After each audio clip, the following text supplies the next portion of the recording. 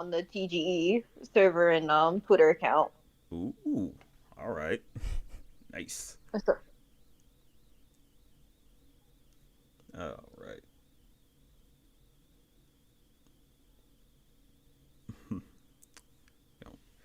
Make sure the folks gets in here.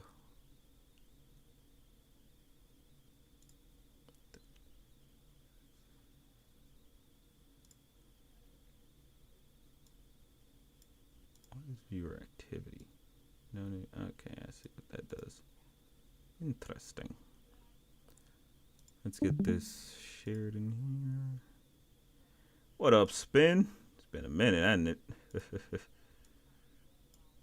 you, Loki, I think you might hold the record for most first comments in the chat whenever the stream starts.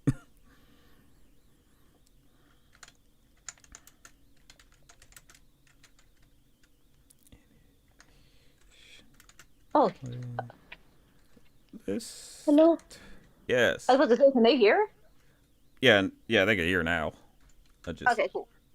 Black Indie Animation playlist. Yep, let's get that going. Alright. Pin. There we go. That that has to look better than that, right? I know that looks better than that. There's what the. I hate YouTube's UI a lot of the time, man. What the hell is this? Like I'm looking at this one. I'm looking at the chat and the pin message, and like my name takes up the whole pin message. Like that's not the important part. What the fuck? Oh my god. See, I'm, Um. I'm starting to understand how y'all be doing this YouTube stuff, and I was like, oh, this is crazy.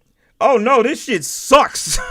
Like I tell, like all you indie creators who've been like, it has been so funny getting into like the indie space more and finding like all you creators have to learn YouTube from the bottom up. Cause it's like, man, y'all are going through the exact trials and tribulations we've all been going throughout our whole careers. I was like, I don't know how y'all do it. I sat there, I was like, I feel like I'm in my 60s every time I touch YouTube now. I'm like, what button is this? Bro, seriously, like you think you have YouTube figured out if you're just someone who watches it, but like it's when you have to actually make shit on YouTube you realize, oh my god, I'm a fucking baby at this. I don't know none of this shit. And the worst part is, no vet can tell you shit. No vet can give you any true solid advice. I've given some, but even then, it's with the massive truckloads of salt. Listen, I back in my day, I used to make AMVs when I was 14. I was like, this is a different beast now. I was like, what is this? Yep, the AMV that was some the AMV like line of YouTube videos. That was healthy for a good while. That was that was decades ago, but now like that it you'd be so lucky if you could break even 10K on a AMV now. It's so it is like shit is so crazy nowadays, man. It's hard to like grab your niche anymore. Shoot, I'm trying to figure out what they feed in them TikTok editors because I be watching them stuff. This stuff be hitting 1 million. I'm like, how do you on CapCut? You did this on CapCut? That's it. I don't know. TikTok is one of them games that's so I don't know. I tried to play the TikTok game, but every time no video has ever been able to go high for me other than like a, a clip from a Patreon video I made. Like that actually managed to get over like 37K like views, but nothing else I've made has been able to even crack close to 10,000.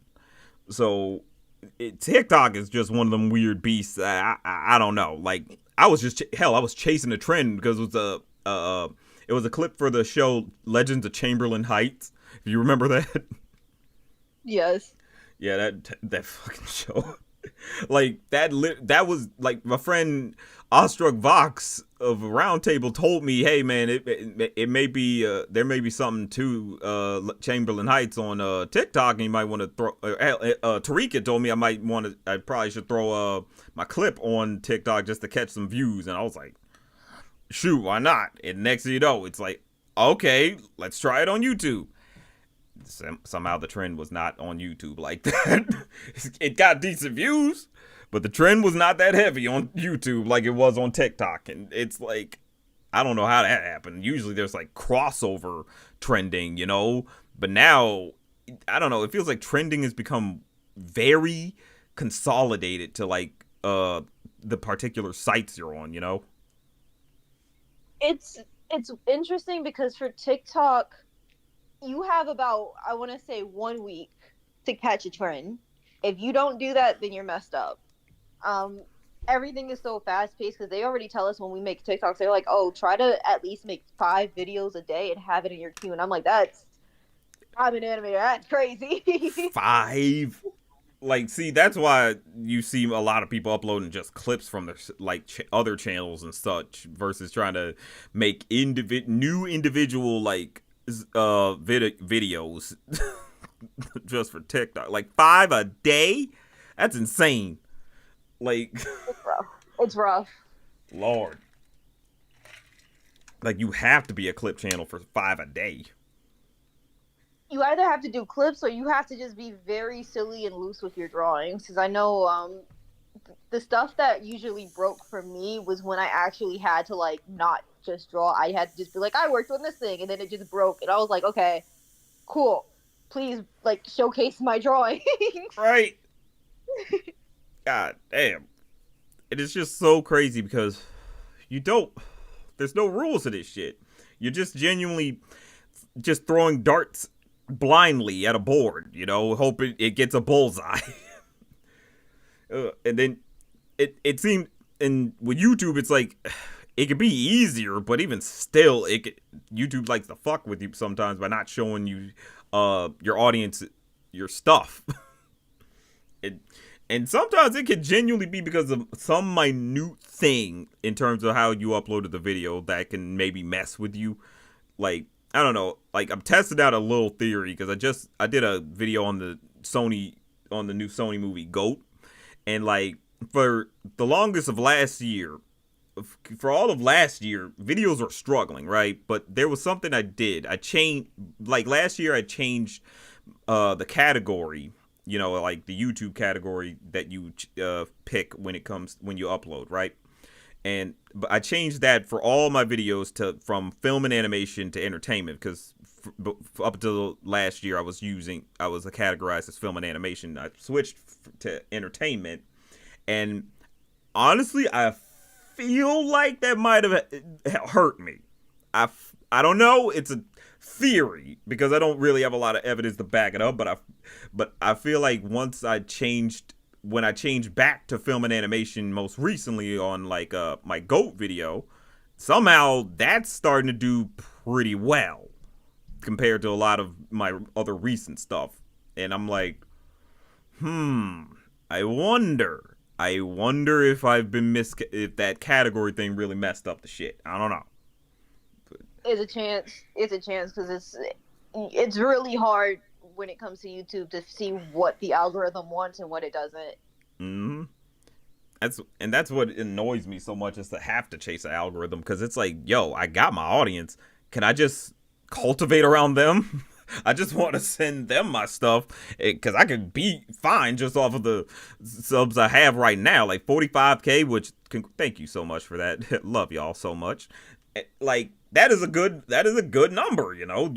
People can work off of that, but YouTube likes to be stingy and say, we're just not going to show this video to this group, to this part of your subscribers. We're not going to show that. And it's like, just show it all. They're called subscribers, man.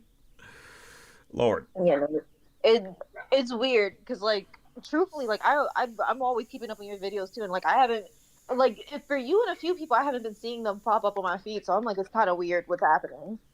That's my thing. Like, even on my feed, some stuff I will see, but a lot of the stuff that's in my subscriptions doesn't really pop up on like the home page, you know? Yeah, and that's the thing. I'm like, I don't know what's happening because, like, truthfully, all I keep getting now is Mr. Beast, and I'm a little scared. Oh God, I'm glad I don't get no Mr. Beast stuff. My stuff is just messed up with politics. every now Oh, and then, dang. every now and then, I'm like, let me refresh. Delete my library because that sometimes like that at least can sometimes reset your homepage a little bit. So now it's just like, okay, we're just going off of your subscriptions in terms of what you want to see, what we're going to present to you. But uh, if you, I don't know, so it can get messed up easily again because somehow the algorithm will still be like, okay, yeah, no, this is, you still are subscribed to certain channels that somehow connect to this other thing that it tries to put you down the rabbit hole. Like YouTube wants you to fall down a rabbit hole. That's what all these uh uh sites want. Only issue is that we need more platforms than just YouTube, plain and simple. Only issue is that it have to be on par with YouTube itself. Yeah, they've tried. There've been multiple attempts. There really have. Like, there was VidMe. If y'all remember, that's very, very short-lived era. That was back in like 2000, like 18, 19. Man, that thing went and died. I tried to have that as like a backup, but it was easy to fall out of favor. No, it was just like it lost support because nobody was really on it. Nobody was really trying to transfer over to VidMe like that. So it died pretty quickly, and damn sure ain't nobody going to Daily Motion or Vimeo. Vimeo.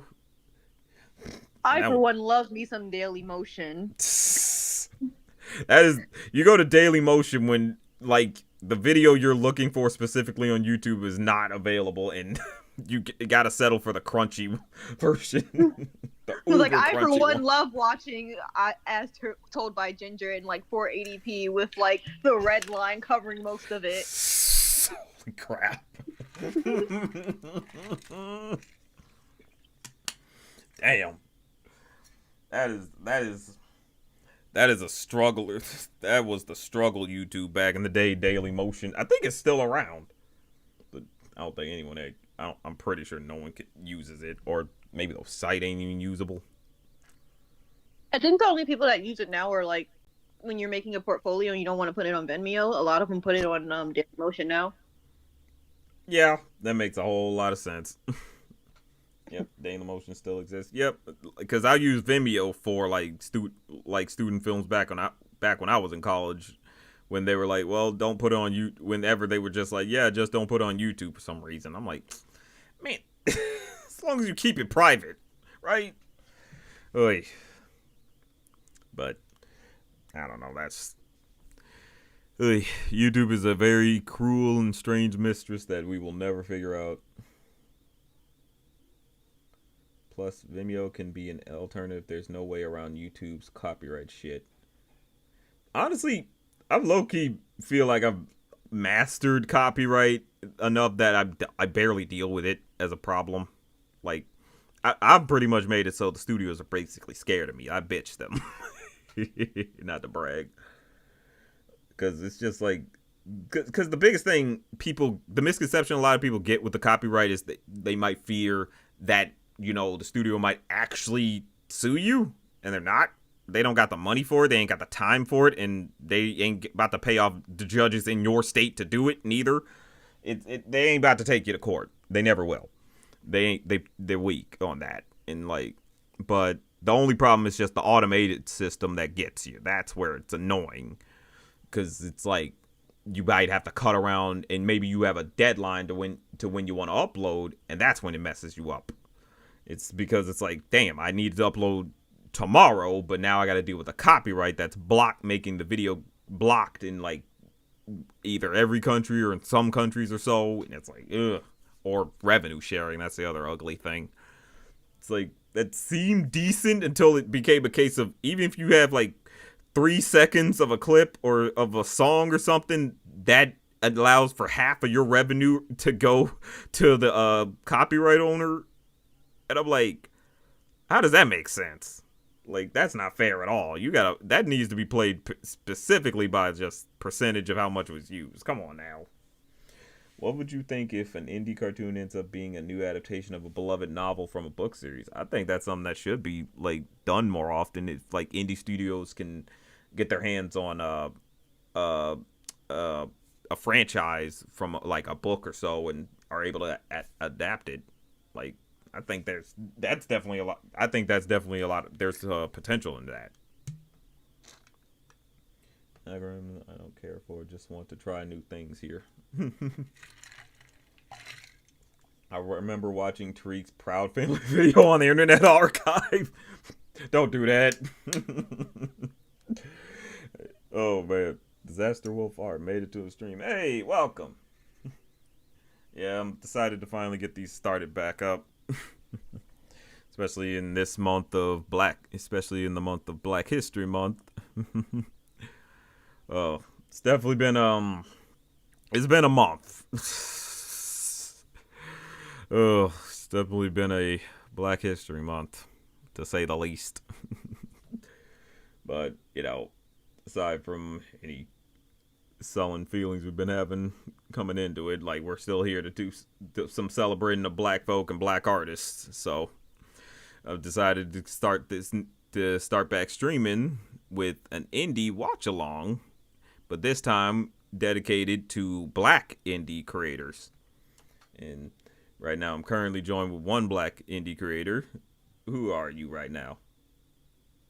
Hi, I'm Kenzie or Kennedy, whichever you wanna call me. It's chill. Mm-hmm. And what indie project are you working on currently? At the current moment, me and my studio, Love Letter Studios, is working on Towards Galaxy's End. Nice. And what is the premise of Towards Galaxy's End? It is a magical girl show where the main character, Amina, after dying in a car accident from saving her friend, winds up coming back to life, but she has to come back under the stipulation that she returns as an extinct or going extinct species. She chooses a space vampire, and once she finds out there's 6 other girls like her, decides to locate them and do the most logical step of forming a magical girl group. Oh, sweet. So it sounds like Yu Yu Hakusho meets Sailor Moon, in a sense, along with Madoka Magica, maybe. Maybe. Which, if there's some Madoka Magica in there, then oh god. Maybe. You never know. Probably. Well, do we currently we have some material we can look at right now for Towards Galaxy's End, right? Because I'm looking at the trailer here. Yes, our proof of concept that managed to win an award somehow, which is pretty funny. But yeah, I noticed in a thumbnail. I always get like dumbfounded when I see it. I'm like, all right, we did win an award. We actually just hit 20K views today. Nice. Hello. Oh my gosh, is that the infamous Bree? Oh god, it's my boss. Infamous. Infamous. Yeah, you know, you're infamous around these parts. Oh, what did I do? You know what you did. You made Jogaila. Man? I don't know. Oh, yeah, sorry about that. That was the worst thing you could ever do, Bree, is create Jogaila. I'm sorry. My Jogaila attacks. How will you answer for that crime, Bree? It's White Boy Wednesday. What? What? Black History Month is fucked up now, man. Oh my god. What the? If you say it's White Boy Wednesday on the last week of Black History Month, holy god. It's not the last week. There's one more week. There's one more week. What are you talking about? No, wait, this is the last week. Like, what are you talking about? Never mind. I'm like, what do you mean? I was like, is there a February 30th in the house? Thank you. I'm like, when did we add some extra days here? Like, when did we agree upon that? Oh my god. I'm like, the ancestors working hard there. Hello. Wait, are we watching at the Real Towards Galaxies and Proof of Concept trailer? Yes, and I was also thinking we could watch your latest upload. You did the character profiles. Oh yeah, we announced more voice actors for both, like, well, I say both, like English. We got our peoples for English. We got our peoples for Spanish. We got our people for Russian. We got our people for Portuguese, and we got our people for French. You hear that, people? This indie project's basically ready to go, and y'all are still not here, are still not supporting it. What are you doing right now? Like, I'm showing you the page, and yet you don't have it a second page open on it. What's up? Come on now. Seriously. Who that? Who just came in here? Oh, Oh, what up, hi. Ken? It's Ken. Hello. Hello. Hey. So I didn't know we could join. Oh my gosh, so much fun. Games all Yes. here. So many talented folks. Very talented folks. Just a bunch of guys being dudes, you know. So true. Guys being dudes. Bree still owes the Yogaia tax, but that's for another day. I will draw you that white boy vampire later. Yes, you must do it for White Boy Wednesday, because apparently I missed Teaching Tuesday, so you can tell me about this. White boy. Well, You're tomorrow gonna have to is- pay for that crime, Bree. Well, tomorrow is 3 Tomes Thursday, so you know. Woohoo! I worked on that. You did, and you did a great job being an editor. Mm-hmm. And sound designer. Are you technically my boss too? I am technically your boss, Kennedy. Oh Because for people who don't know, Kennedy's studio, Love Letter Studio, did was the lead in animating the animated segments in the 3 tomes. Yeah. So technically, I'm technically Kennedy's boss and also Man's boss. Bree is Oh, gonna be the no. boss of every single black indie creator by like 2030. We're all gonna be working under Bree, under one studio. And That Yogaia is was gonna an somehow evil be the laugh. mascot. But yeah. I'm on a bit of a time crunch though, so I don't want to keep you guys up, but I wanted to just join for a little bit to celebrate my fellow black indie creators. Yeah, we always appreciate coming here to celebrate the black artists. Now we're about to celebrate Towards Galaxy's End by watching this trailer. All right. Come back to the land of the living. But in exchange, you have to take on a life of another speed. I'll do it. If it means seeing my friends and family smile again, then I'll do it. You're just like me. Yeah? Here we are. Animation looks so There's good 7 on of this. us, right? So we'll find the others and become the Thing went bestest crazy. of magic friends.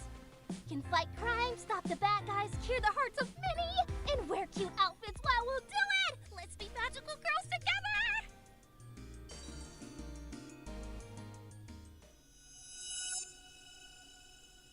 25 minutes. What are you planning? Do not interfere. Wow, was that at the Real Angel. Lakai reporter? I can't help you if you keep getting in the way. ¿Por qué me puse a hacer esta bobería? I won't give up. Zeno Robinson. I Who's see that? you Never heard of smile. him before. Bree. Just kidding. Zeno's the homie. Zeno's the goat.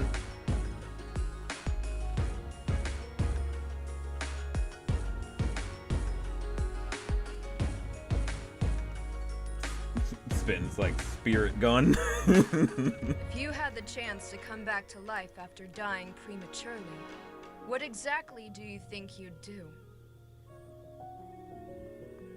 Man, that's a loaded question. Mm-hmm. So many things you'd want to get done if you were able to come back. What would you do? I would probably pay my student loans. No, you gotta have fun with your Bree, life. you the only nigga who wants to come back to life and just pay bills. Cause I got stuff to do. I'm pretty sure if you died, the bills went towards someone else. Oh my Lord. god. To try to pay your bills. If I came back, I'm gonna pay my student loan. You're gonna what? Listen. I am in so much student loan debt. Listen. Okay, Lykyra, y'all's other employee said, "Man, f them bills, Bree." Shout outs to Lykyra. Is that Lyky- the Lykyra Porter? At Yep. the real Lykyra, what? Lykyra voices both Tammy Harris in the Three Tomes and also Amina Amelia Watson in Towards Galaxy's End. Lykyra, you are literally a queen of the indies. Ooh. Alright, trying to. I forgot I need to send this out to Blue Sky. But yeah, that was a great trailer. It really, really was. And while you do that, like, yeah, Kennedy, you could probably talk a little bit about just your studio and like Yeah. Like your what thought process behind. Yeah, what was the everything. biggest inspirations for Towards Galaxy's End? Madoka. Yeah, I obviously. just disappeared after I said it. Just Madoka. Ojamajo Doremi, which if you were a 4Kids kiddy like me, then Magical Doremi. Oh my god, I remember that. Shit. Yeah, that they actually just had their 25th anniversary, and they made a new video with the characters like my age, so that was fun. But yeah, definitely that, and then Little Witch Academia. So a lot of Studio Trigger / Toei Magical Girl / I'll say Kyoto Annie as well. Kill Annie, bless. I can see the Kill Annie influence, and I can definitely see the Madoka, and also another anime that I don't know if I can mention because it might be a spoiler if I mention it. But I You can definitely mention it. You can see. Oh, okay. Higurashi no Naku Koroni. Oh, that's so cool. How'd you find that out? Well, you know, it's not like you and I talk or anything. I don't know. I can neither confirm nor deny your statement. Oh man. Just playing NDA with y'all stuff. It's like, I don't really know. It's almost as if the singer for Higurashi made the ending song for TG that is about to play in like a few seconds on this video. All right, maybe we can get to it then.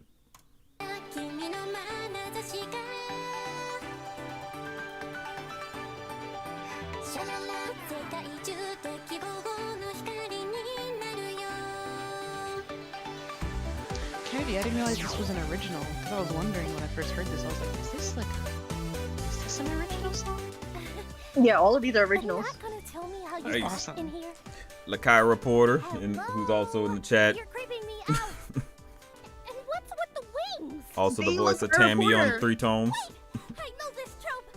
Oh my god. Oh my god. And also in oh god, man, Lykyra is in so much stuff. I was Right? My Genie and Me. Yes, My Genie and Me. Oh right, damn. Oh, Skelly. Damn. Hey. Kind of Elsa's project. Oh yeah, my god. Lykyra is in Elsa's project. Lykyra is just gonna be the full black indie. It's just a full black indie VA vet. Straight up, like just a goat. Full goat status. And you, Missy. We've already got enough weird stuff happening in I town. really boys. enjoy enough anime to your realize updated transfer students designs equal a bad lot. news. Yeah, these So look. you know, Yeah, these are really my good best friend designs. saved Like my they life. very You should they talk stand about out that, really well. In the Kennedy. process. Don't do Like, Yeah. what did you decide to redesign your characters a little bit? She's. After No, working in I anime mean for it. about 2 I years think while she'll be making some these good. characters, I think it kind of just forced me to just say, okay, hold on, I'm a little bit better at anatomy. I can probably get these characters a little bit closer to what I actually imagined. It's 3 a.m. Mm-hmm. and there's no practice today after what That's all. happened at school. It was I nice think being able to redesign them. Oh, and Aniris. I could not say her last name properly. Ow. Oh, the other few voice of songs that Aika. plays by Yes, we do have the voice of Aika as You had Ami's the mom. chance to come back to life after dying prematurely. What exactly do you think you'd do? Liliana. Would you go back? Maddie's to name being is always so a cool law-abiding to me. citizen? Live your Madeline life the way Blood. it was supposed to? Madeline Blood. Or would you take advantage and seize the moment? Oh, yeah, Tune for Thought. Lycaira is also in Me, on the Animation other hand, Station for I'm Shockwave here to Animation. cheer you on. The host. So glad you'll be performing an encore. Luciano. Definitely not a cameo character in the 3D. I'm rooting for you. Mi piccolo angelo. Problematic. Sometimes you cross Just over let your me get stuff through my introduction, in and little we'll go from private there. fan art. Don't worry about You're it. the last person on my list. So, Oh my let's get gosh, this it's over bald. with. Bald. Bald! Close Bald! your Bald! Bald! Any form that you like. My This will eyes! allow you to do your daily task without people realizing My who friend just you drew are. a picture of him as a xenomorph with a shiny head. You gotta get that song, that new I song think- playing Bald Nigga, where it's like bald nigga, bald nigga, bald nigga, bald nigga, bald nigga. Why you ain't got no hair up there? That's literally how he goes in the song. I forgot that AJ was Shade. Yeah, we got AJ. These are such cool designs. Like I genuinely want to know who are these characters? What's going on with them? Like, oh man. Also, shout out to Acro for this music, cause darn. Acro is an amazing composer. Yes, he is. Truly, if you need a composer for your project, hit up Acro.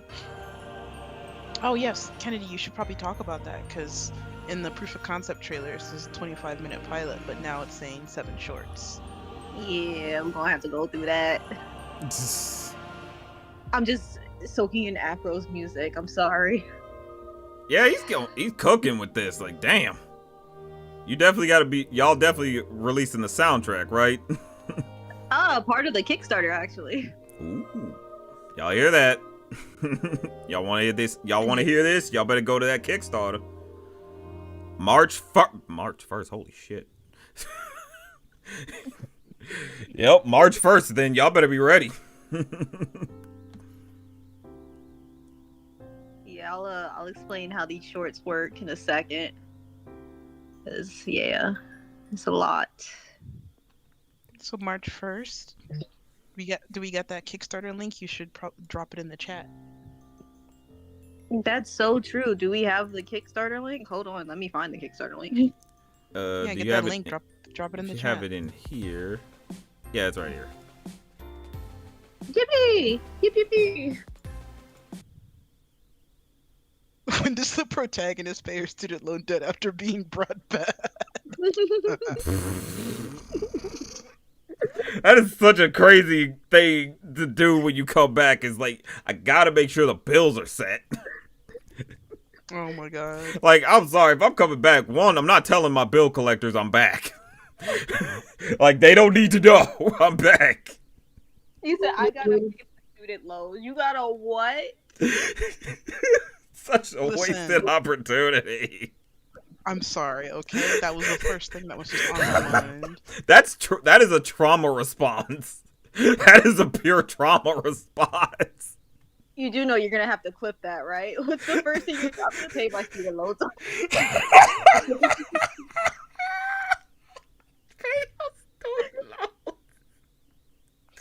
Like, you know the student loans got you fucked up when you're thinking about them after you died.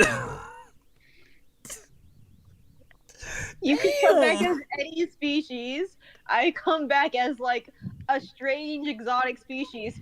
Dang, I gotta pay my student loans. They been throughout the bills. They been forgot the estimates. They forgot everything. You try to be responsible. Oh, never change, Bree. Hi, Sally. When does the protagonist pay her student let? Yeah. Oh man, but here you go. The Kickstarter towards Galaxy's End animated shorts reborn. Let me put this in the chat for y'all.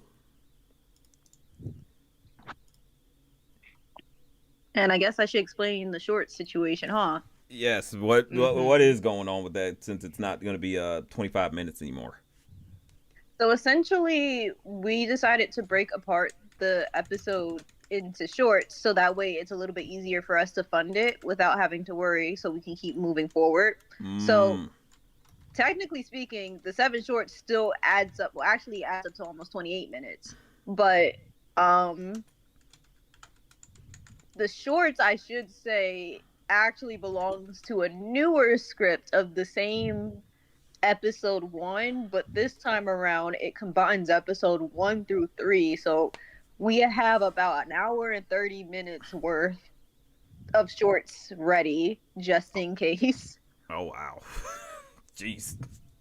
That's good. Then y'all basically locked and loaded. Yeah, I may or may not have already wrote like up to episode 10 for season 1. Nice. Ooh, wow, that's so exciting! Oh my gosh! Da, da, da. And just think it's like genuinely you have to just fund it, and then you just basically ready to go then. Like that. So it's good that y'all keep it pretty simple and easy for people to just get right into it. Then like y'all are just, it's genuinely just like we're just waiting. No, yeah, y'all are set to go. We got it. We're locked and loaded. We just gotta Kickstarter and see what happens. Yep. But if anyone's gonna be at BlurredCon, I'll be there next week. So yeah. Yeah, I meant to actually talk to you about that, Kennedy. I saw you were on the guest list, and for BlurredCon. I'm like, oh wait, I'm also going to BlurredCon. So we're hanging out at BlurredCon, right? Yep. Yes. Which, announcement to all y'all if you're attending BlurredCon, what is it, March 6th through the 8th? I will be attending. Yes. Tune for Thought says my wallet is so ready for TGE. Let's see what's about to happen. Because I also want to say so many surprises and I can't because I am Madoka bound. Yeah. Oh boy. All right, What? I probably only have 20 more minutes, just as a heads up. 20 more minutes. You maybe want to try watch some 3 tomes while you're here? I mean, yeah, if we want, I could do like a commentary. Yippee. And Ken and Man and Kenzie, you guys can like ask questions if you'd like. I'm gonna say, why is Jogaila each time? Yep, that is a very legit question to ask. Jesus. I did just kind of just go right to 3 tomes too. Which, hold on. Let me actually put the page up. Is that the Lakaira Porter? Oh, let me get in the Discord because I'm looking via YouTube, so there's gonna be a delay. Yeah. But yeah, Okay. if y'all want to check the 3 tomes, Bree Animator's page is where it is. Right here.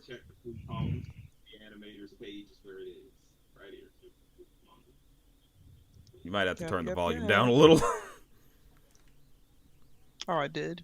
You might have to, because I think I'm hearing myself. Oh, you can hear yourself? Oh no. How do I do that? Crap. You just go to like Discord settings and you could turn the overall Discord volume down.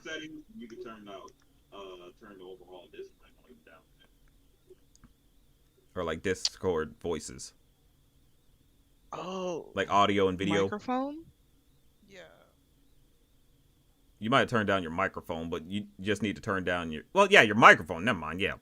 So it can probably stop picking up everything. But talk now. If you said something, we didn't hear it. There it is. Didn't hear me. Can't hear yourself, right? Nope. Are you playing it? Well, then again. Oh no, I can't hear myself. So I think we're good. Yippee, yippee, yippee, yippee. All right, let's get to it. Yeah. And if people have questions in the chat about it, I'm assuming everybody's seen this already, so I'm just gonna be talking through it. Oh, great! Is that the Lakara Porter? Yeah. So the way like the credits are set up is kind of typical to how like Tammy, this is TV shows are. Not a So that's sort of why they're coming in this way. I'm an assistant. Shooting for realism here. When's the last What's really time funny you've seen about black this is people in that a this cemetery particular at night? opening sequence Well, you just read from the book. started off as a project in Benji Uno's class. Benji Uno being the supervising director for Moon Girl and Devil Dinosaur. I took a storyboard class with him several years ago, and one of my finals was like a little sequence, and it was called Ghosts in the Graveyard. And I basically took my characters that didn't have any names yet, or didn't have any like attachment to like a greater story that had been with me since like 2018, 2017, and I just made a little like ghost hunting thing, and that's kind of like where the beginning of this came from, at least the cold open, like the setup for it, until I fully developed it more into a larger story. Oh my god, white boy jump scare. Evil. Why is Jogaila? It's evil. Why is white people? Who knows? Why is white people? We gotta find the picture of him with the outfit on, saying, "I celebrate you guys." Oh my god. Do you know that is like one of my most popular Tumblr posts, and I'm like, guys, the white dude in a dashiki dancing cringe. No. That's the one that's the most popular. Like, come on, y'all. Breathe. This time for Africa. Good, I didn't want you to. Oh god. Don't cry. Oh, so a lot of people are curious about this part here. Tammy, that's her grandfather who passed away. It's not her dad, it's her grandpa. And fun fact about that photo, the board artist who did this sequence, Tuner for Treek, Altaric Harris, who is one of our dear friends and my brother, gave a speech at my wedding. That photo of Tammy and her grandpa is based off of his real life photo with his grandfather who passed away. So it was pretty special for him to get to do this little sequence. Pluto Planet Power asks, "What's up with him? How will he be important later?" You be quiet. The grandpa? Oh, the grandpa is important because when you're a teenager dealing with a change in your life, grief is a really big change. And also, now you've got magic powers, that's another big change. And you have to deal with two vampire boys that are after you. That's another big change.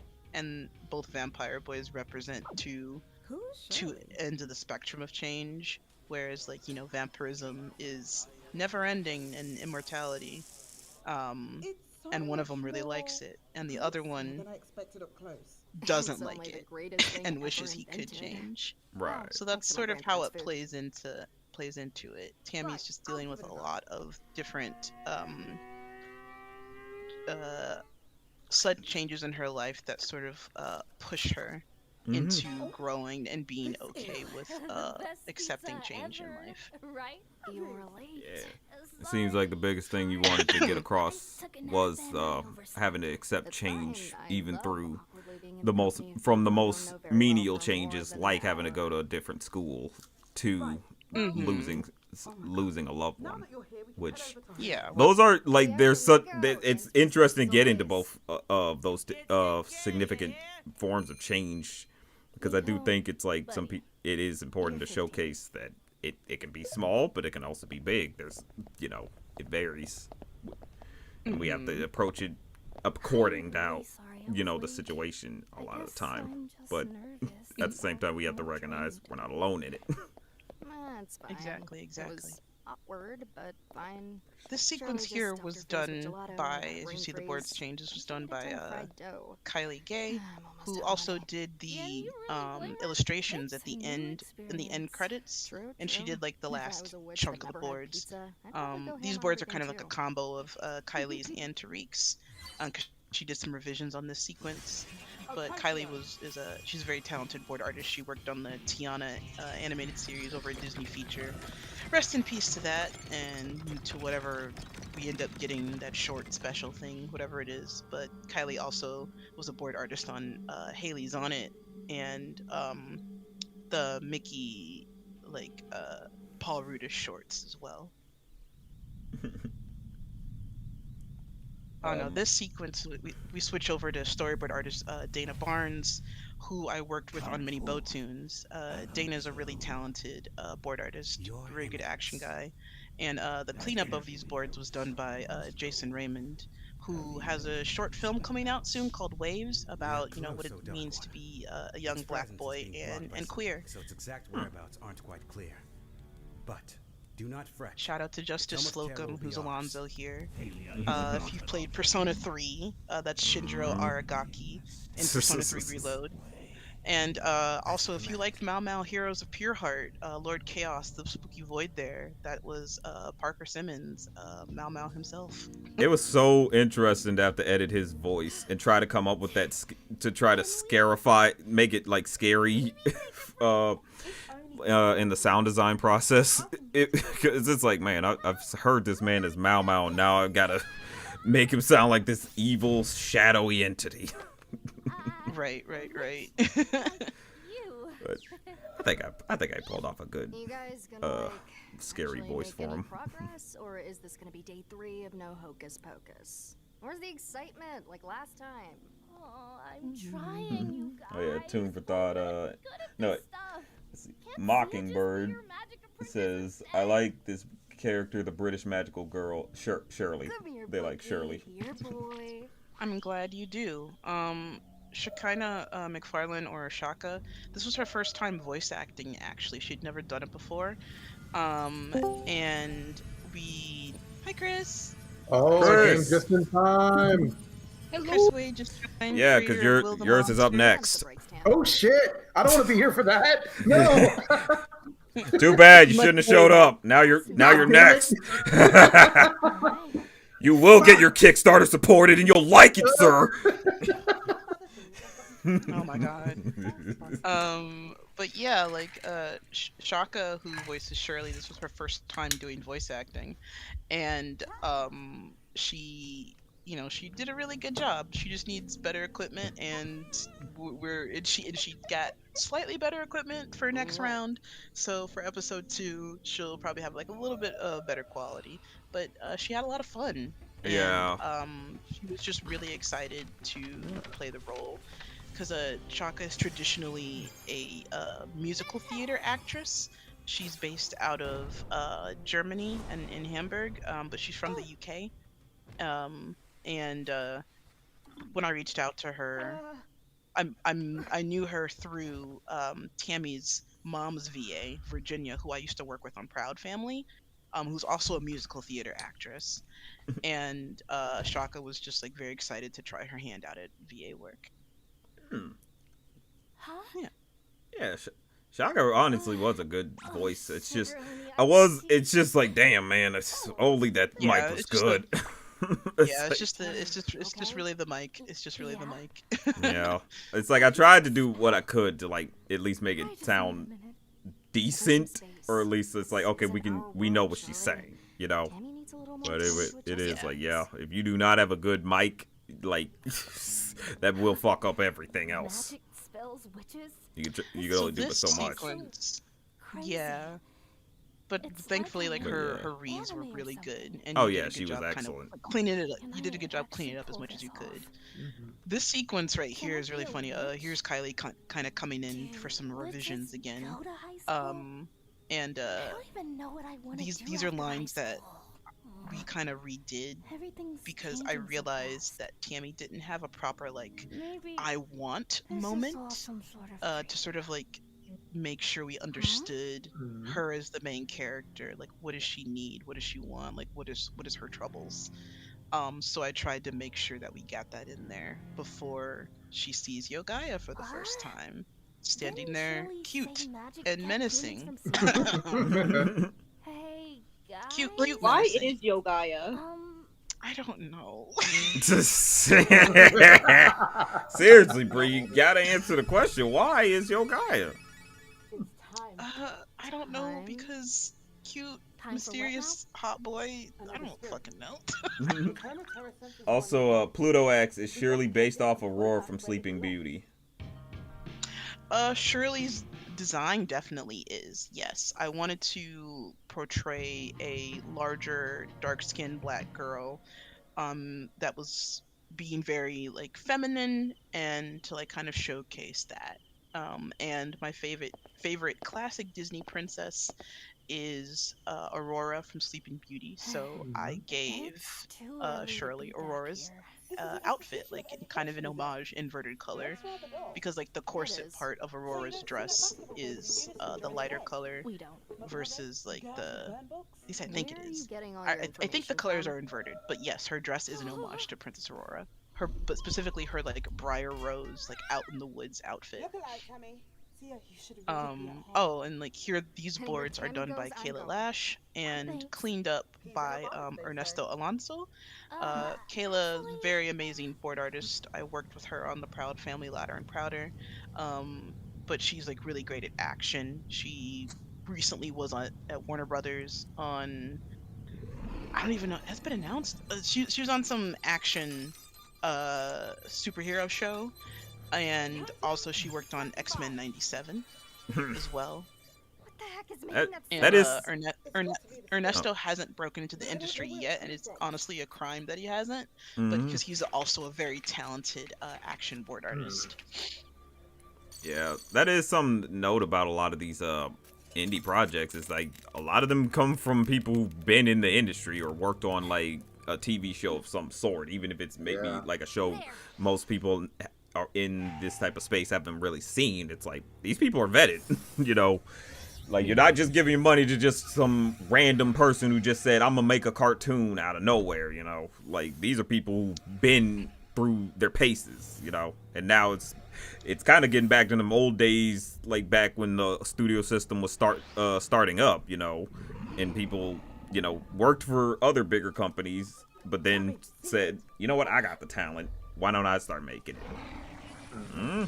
Man, Ernesto and Kayla snapped with this sequence. Like, I'm not an action board artist in any regard. Like, I can do action, but I called upon my friends and peers that I knew were a lot more talented with it than I am. And when I gave them the pages for this sequence, they really blew it out of the water. Like, I was not expecting this level of board work. And they had a lot of fun. There's some cleans in there by Jason, and shout out to Francesco, who also came in to help with some storyboard revisions and cleanup. Francesco worked on Invincible. All right. I believe Francesco is a coordinator, or was a coordinator on Invincible, but he's trying to follow the path that like I did, being in production and transition over into boards. And he's really amazing action board artist. So like the action sequence had a lot of hands on it, just because, you know, action sequences are heavy. And you tend to need like a little bit of help with that.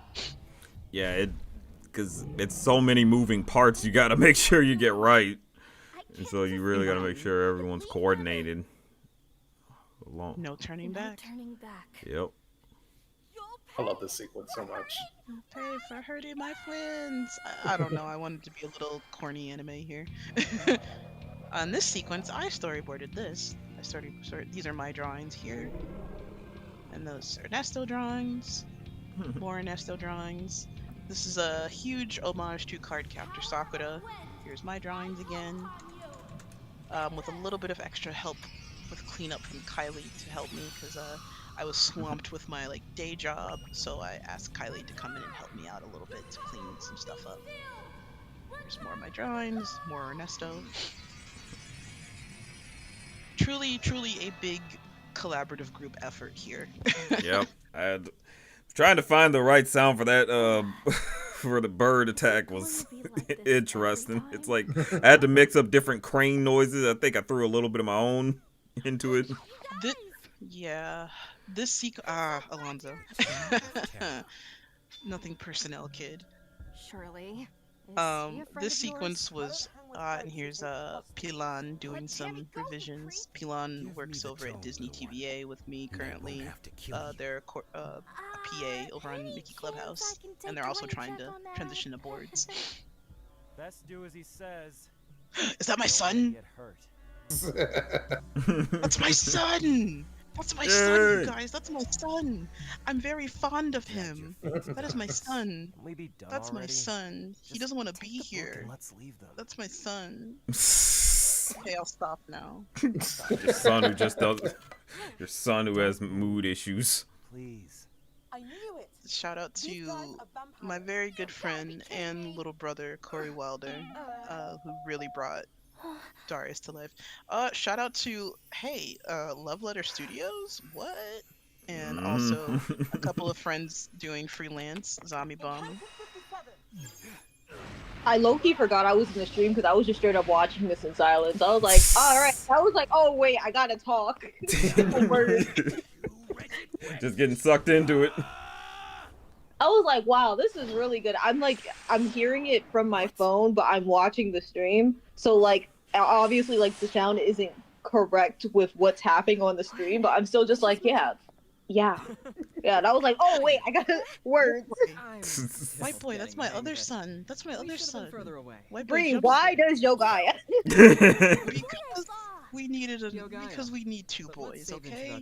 Prodigal white But son. why Jogaila? Because technically Jogaila was the first boy I made. Darius came second. Like us. Aw. But why? But why though? Why didn't you start with Darius first? God, when Noah read these lines, I got chills because I was like, "Oh, you need to relax. Turn that charm down, sir. I mean, don't. But Jesus Christ, It's fine. No. That Never. oh, Darius. He's with like the that girl with the glasses. glasses. Oh, she's so cutie-ful. What of her? Mondo's like, what the fuck? What's wrong with you? Get that weak shit out of here. It's like, what's wrong with you? God. Do their shadow jump. Oh, her poor back. That's a back break. That's a back break. Yeah. See, Yogaia is new to using witch's magic, so it's not quite good. He's doing his best. Vampires doing witch magic doesn't quite work. But he's forcing it anyway. I'm real. Tammy, get away from him. That guy, he's a vampire. Get away from him, Tammy. What? Guilty as charged. Ugh. God, he's so pretty. There we go. And he's dead. And then Wow. bucket tap. Wow. Wow, look at Love Letter Studios. There are some animation errors in here that I didn't notice until after it was published, and you know what? It's fine. Sometimes shit happens. Sometimes shit happens. Pluto says, "Good job, Sia." Absolutely good job. Hey, I didn't notice the errors. I was too busy having a good time. Yeah, really. Those two before this one. Someone said if I had a nickel for every time a white boy got hit with a blunt object in a project, they'd have 2 nickels in like the comments. And what's really funny is that I wrote this before Kiana dropped Pretty Please. so when I saw it, I was just like, oh, okay, so we're all on the same page here. That if we have a token white boy, you just kind of need to. You gotta hit him. You Just gotta knock him over. Knock him out Wow, one good so time. much for White Boy Wednesday. You know you have a good indie. You know you have a good indie project when you smack around a white boy for a little bit. Exactly. All right, I'll get ready to hurt Luciano. I mean, I'm surprised. I'm so like, if that doesn't happen in the first episode, then come on, what are we doing? But yeah. So this ending sequence, the beautiful vocals by Offbeat Kiki or Nox Yay! Andromeda from Elliot Knox, and then Chilexion. You know, they work together to produce this track. And Heather did a really good job with like the graphics here, and Kylie did a really good job with the illustrations because I wanted to homage, those kind of late 80s, early 90s shoujo endings, specifically Fushigi Yugi. If you don't know what that is, it's a very old, classic isekai anime when it was girl isekai specifically. And I really, really like that ending. Oh, yeah. And yeah, it was just a really, really, this was really fun working on episode 2. I don't know. There we go. There we go. That And was then the 3 tomes. Watch the whole thing Yeah. on my channel now. Holy crap. that was Yeah. the 3 tomes, you guys. Yeah, Yay! like that was definitely. Congratulations. Run it Yeah. back. I think, I'm always worried that it feels super slow, but it does go by faster than I realize. Yeah, it's pretty smooth in its pacing. Like even when I was editing, it's like y'all were good on making sure it was more condensed than what I was about to do with it. So y'all made sure like it ran by quickly without like feeling like we're dragging at any moments. I never felt like, okay, this probably could have been cut out, that could have been nothing. It's like, no, these all work. It's just the most we could do is just tighten them up. Yeah, there's a lot of tightening some things, and there's just one sequence that I really wish that I had put in there because it kind of is a little jarring. That I after like when Sia and Shirley come back from getting beat up, I kind of wish I had put like maybe a shot to show like Sia maybe like waking up and then seeing like maybe the green glow of like the spirit capture happening in the distance to kind of show like to like marry the 2 scenes together.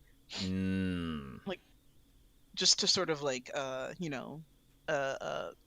make that through line a little more clear. And I have gotten some feedback that in the beginning there were some people who were a little confused about like the timeline, because from the cold open to the sequence where she's thinking about her grandfather to when she wakes up, some people said, I have seen some feedback saying people thought that was like a dream sequence, like that the cold open didn't happen. And if I had put like maybe like a 1 week later to make it a little more clearer, because Sia states, is this gonna be another couple days of no magic? But yeah, just like there are just some things that if I could go back and I had more time, I would have liked to just flesh out just a little bit more, but shoulda, coulda, woulda. It's a pilot, you do your best. And yeah. Yeah, I mean, it literally does the job to get across what you're going for when it comes to like your premise and your characters. I think like it is like the opening. Maybe there could have been a little bit of text, but the fact that you have Sia say, "Is this going to be another few days?" Like that is one of those. Oh, you did mention this. It's just you gotta pay attention.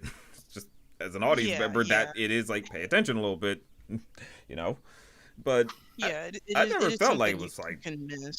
Yeah, I never felt like the opening sequence was very misleading. Because it is just like, okay, this is a dream.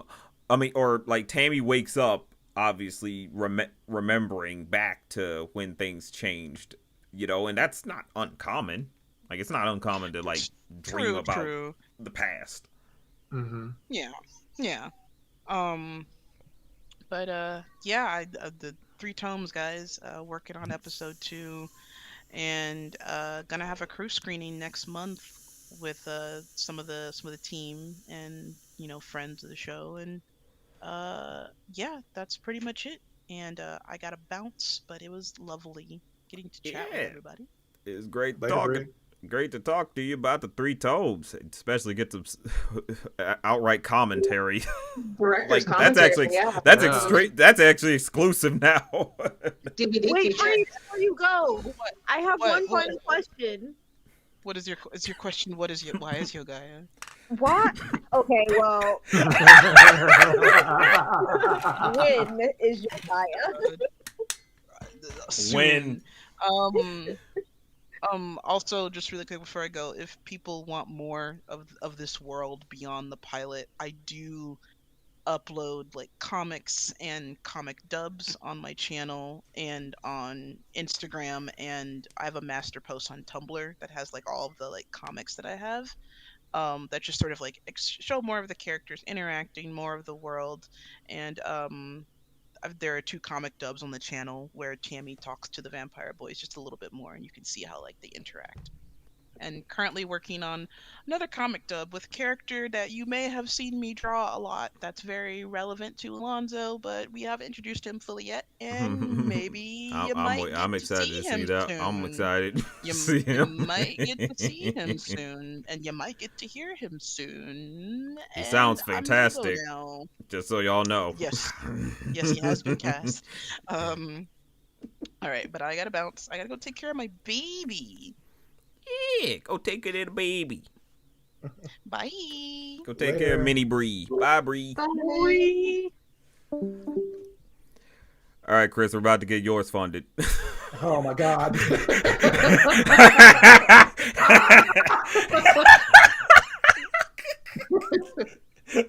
I don't know why. Like when you came in here, I was just like, I feel like messing with him. Oh no! I get Wait, so Chris, I have nervous. a quick question. Yo. Why is Will of Monsters? Why is the Will of Monsters? Because I have hyperfixations that I can't get out of my head unless I write them or draw them. Hey man, that's basically all of us. We're all like neurodivergent as fuck in this bitch. we all have our little imaginary friends that we just want to like smack together somehow. Yep. Want to smack them together? They either punch each other, or kiss each other, or both. Oh God. All right. I get kind of nervous when I'm around people watching my teaser, but let's do it. I'm here. Mm-hmm. But you want to introduce yourself real quick? Of course. So my name is Christopher Wade. Thanks for watching my teaser. I am the creator of The Will of Monsters. I'm a videographer, animator, writer, a lot of things. And I created this silly little show or silly little film, and we're still working on it as we speak. I have an animation running on the side, so hopefully we'll have a Kickstarter later on this year, and we'll be asking for a lot of money. So we'll see what happens. So again, y'all better get them wallets ready. March is oh man, it's just gonna be a year of funding. It is. Can I link the Kickstarter Kickstarter pre-launch page into the chat? Yeah, sure. All right, drop it here and Chris, take my money. Take my money now.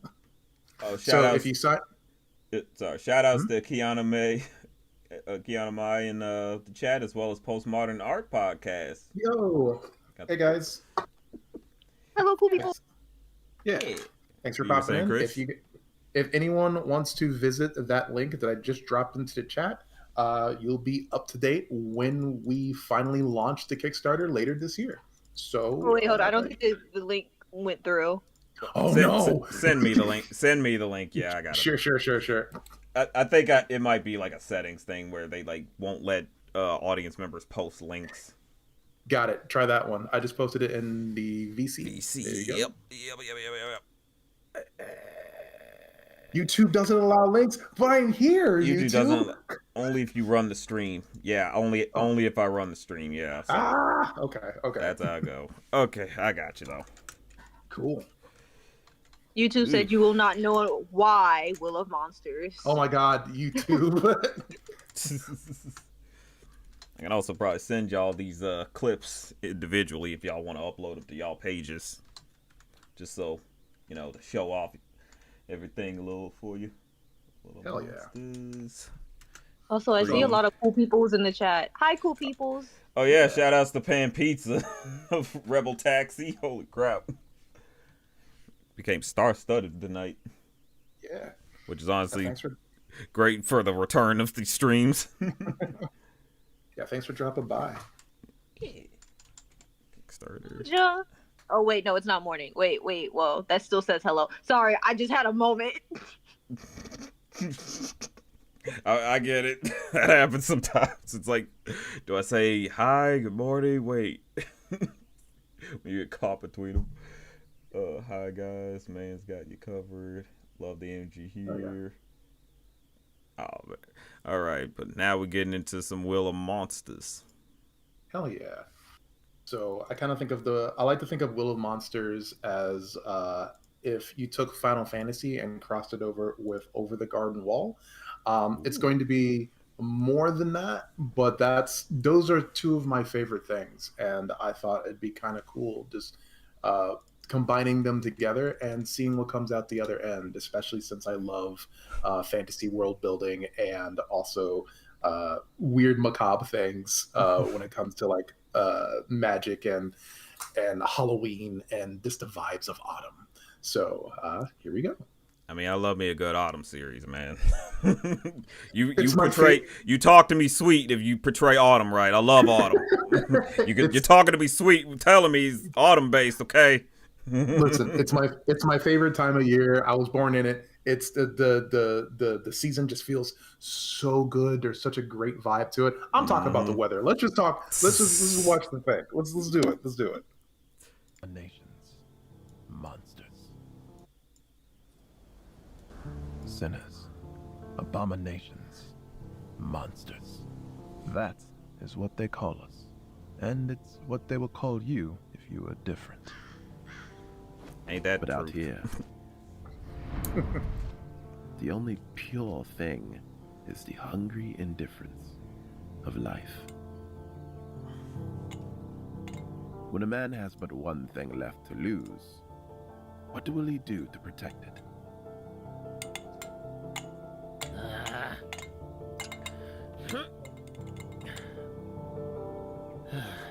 When a boy wants to prove himself,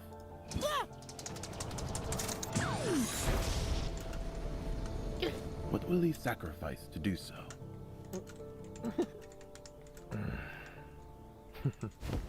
And when our story ends, who will stand over our bodies to reap the rewards paid with our own blood?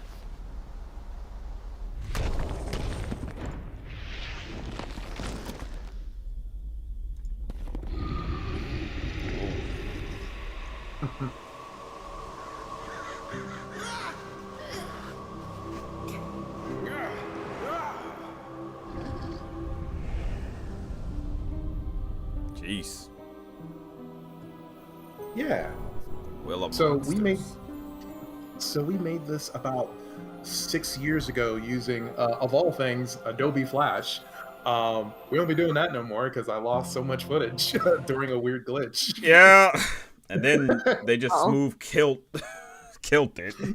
Yeah, they tried to kill it for some reason, which I thought was weird. The remainder of this project will not be using Adobe at all, but the plan is, because we're going to be focusing on a very short teaser before we actually launch. We'll be going live with that before the Kickstarter goes live. So the story revolves around two scarecrows and a witch as they basically try to figure each other out. Pi here is the witch in question. She doesn't know magic very well, if at all, and she has crash landed in the land of monsters, so to speak. So now she has to join forces with these two, for lack of a better word, bumbling idiots in order to survive. Oh no. two bumbling scarecrows, as you call them. Yeah, they're not. They're not very good at their job either, unfortunately. So and she's stuck with them. Oh God. she's stuck with them, and she's not able to like pull herself together until they all figure their shit out.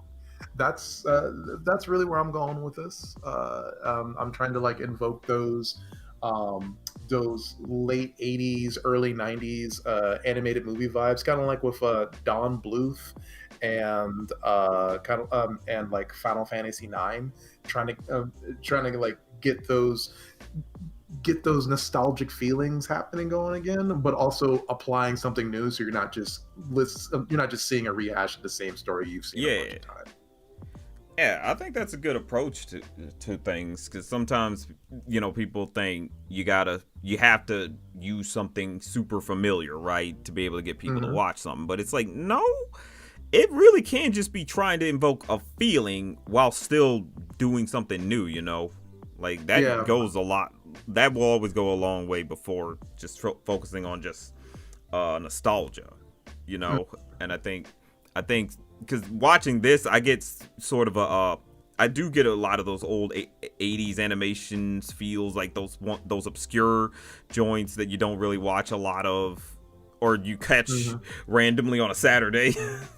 Yeah, I remember growing up, we didn't have Netflix, we didn't have TV, we didn't have streaming networks like we do now. Right. So there would be times when I would just wake up and there would be some obscure cartoon from somewhere not in the US that would be privy to. So out of nowhere, early in the morning, Sailor Moon will be on, or Akira, or Little Nemo in Slumberland. And I feel like stumbling upon something that isn't easily obtainable, that is something that we've kind of lost, and I would like to kind of return to that in some way. Yeah, I think that's something a lot of people can appreciate, is when you do find those pieces of animations you weren't expecting, because it was able to go beyond what you would expect in the mainstream, and it sticks with you more. Yeah, and I think something like this definitely has the ability to stick with a lot of people. Yeah, that's my hope. Yeah, I've been sitting with these characters for a long time, and I'm at the point now where we've finished all the rough animation that we need to for the Kickstarter, applying all the cleanup at this point, or at least most of it. So come, I want to say August, maybe September, we'll have something brand new to show to people. So they'll see this nice little fantasy world that they've that honestly, hopefully, you've never seen before. All right. Take my money.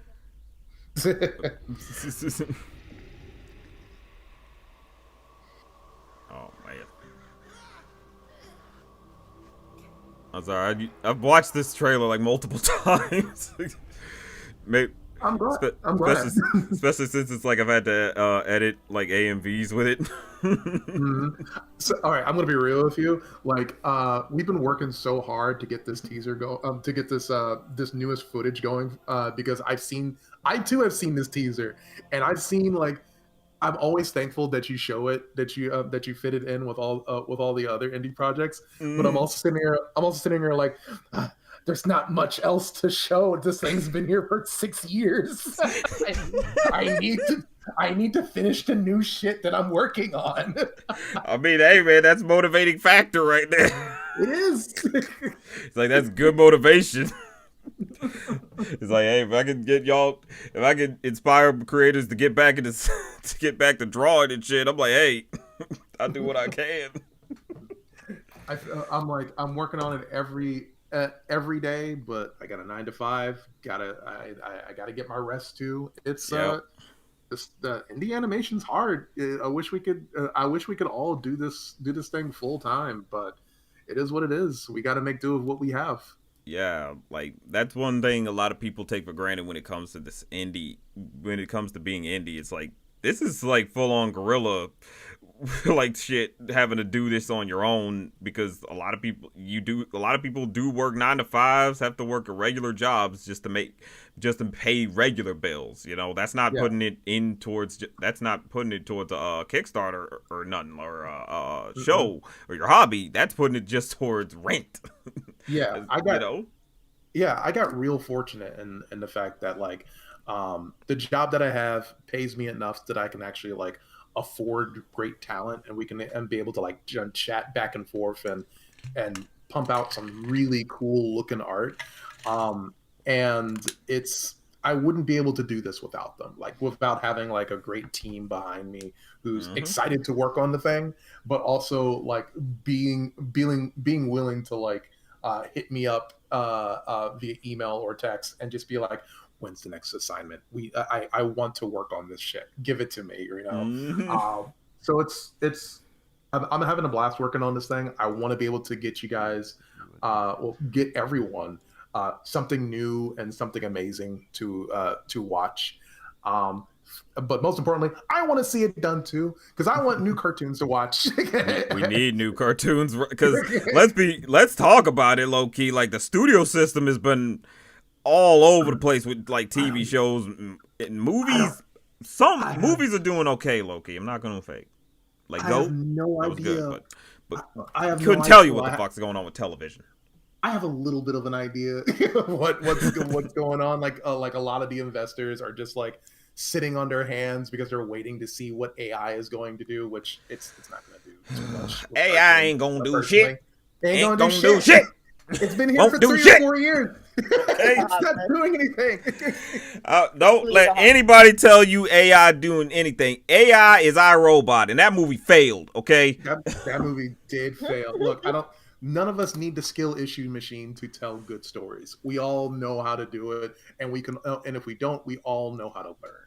Exactly. That's what I want to do. That was the biggest challenge with the Will of Monsters, because I worked on one show, and that was BoJack Horseman, and that's it. I don't technically consider myself part of the animation industry, but I have a lot of friends and a lot of acquaintances who have worked in it and still are working in it, and they want to see new shit too. They're probably working on some new shit themselves, and I want to see it too. And I think that's the coolest thing that you can do in storytelling, is especially this era of storytelling, is partnering. I'm on my soapbox. I'm going to stop in a second. But when you partner up with preach, other man, people, preach. when you partner up with other people who know their shit, you're going to make something so brand new that you're not Sam Altman. Sam Altman can't use the ASPAT machine to compete against it, because what you have is so fresh and so weird, but ultimately yours. And that's what we need in the world. Exactly. This more human stories, even if your characters aren't technically human. That's what I want to see. So yeah, podcast over.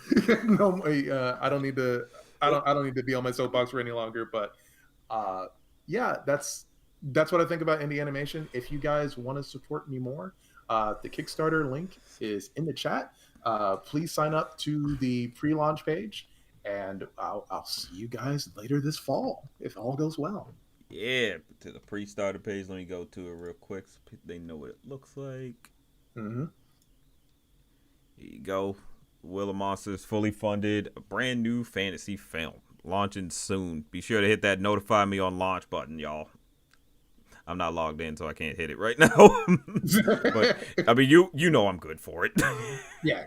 We're locked in right now. Locked in. Awesome. Yeah. Yeah. But thanks for showing it off, man, and appreciate you. Appreciate everyone in advance for watching it.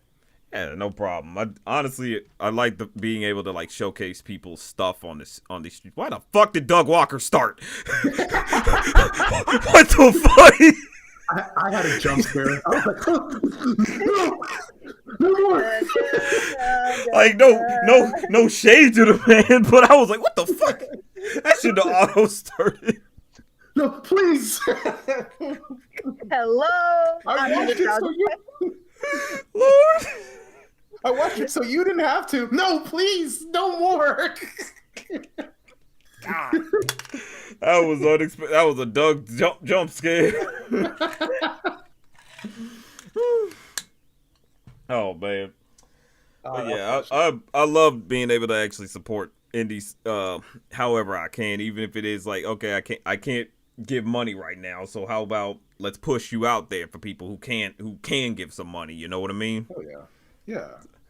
So we could all use like what was the term? A Sherpa or someone who's basically like on a megaphone saying, "Look at this shit, it's awesome!" Like I love that so much. That's really what it is. It's like, because growing up, you had like your niche stuff you were into, right? But you'd only could hang with like a few people to talk about it. But even then, maybe then it's not to deep levels, you know.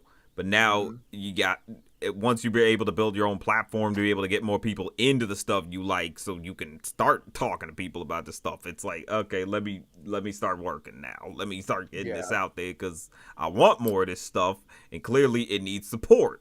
So let's get to it. We're only going to get out of this by ourselves, right? Like together, but no one's coming to save us. The corporations aren't going to come to save us. So all we have is to rely on is ourselves, and I think there's real strength in that, man. Yeah, like I've been because I watched FD Signifier's video talking about like Tyler Perry. You know, it's a great video. I finally finished it. Yeah, like that was a good. He made some great points talking about like bringing up old Black Hollywood. You know, back in the Robert Townsend days, back in the like from going into like Living Single, like in the 90s and all that with like those sitcoms, and pointing out a lot of those people, like they did, there was a lot of synergy with Black Hollywood. You know, a lot of people worked with each other. A lot of the TV shows shared crews, you know. Like a lot of people would just be like, hey, you worked on this thing, cool, could you come over here to work with me on this? And like, because I was working with the same person you worked with on that last thing. Like, there's a lot of people who can coordinate amongst each other and then build up their own networks. Like that's how it worked back in the 90s. And you saw Tyler Perry, he just made his own he actually got far enough to make his own studio, big budget studio, multi-million dollar studio to make like multi-million dollar movies. And what does he do? Make Boo Madea Halloween. Yeah. That's all he wants to make. He don't got no writers, he ain't got no directors like that, and anyone who's worked with him says, yeah, he just wants to make slop. Yeah.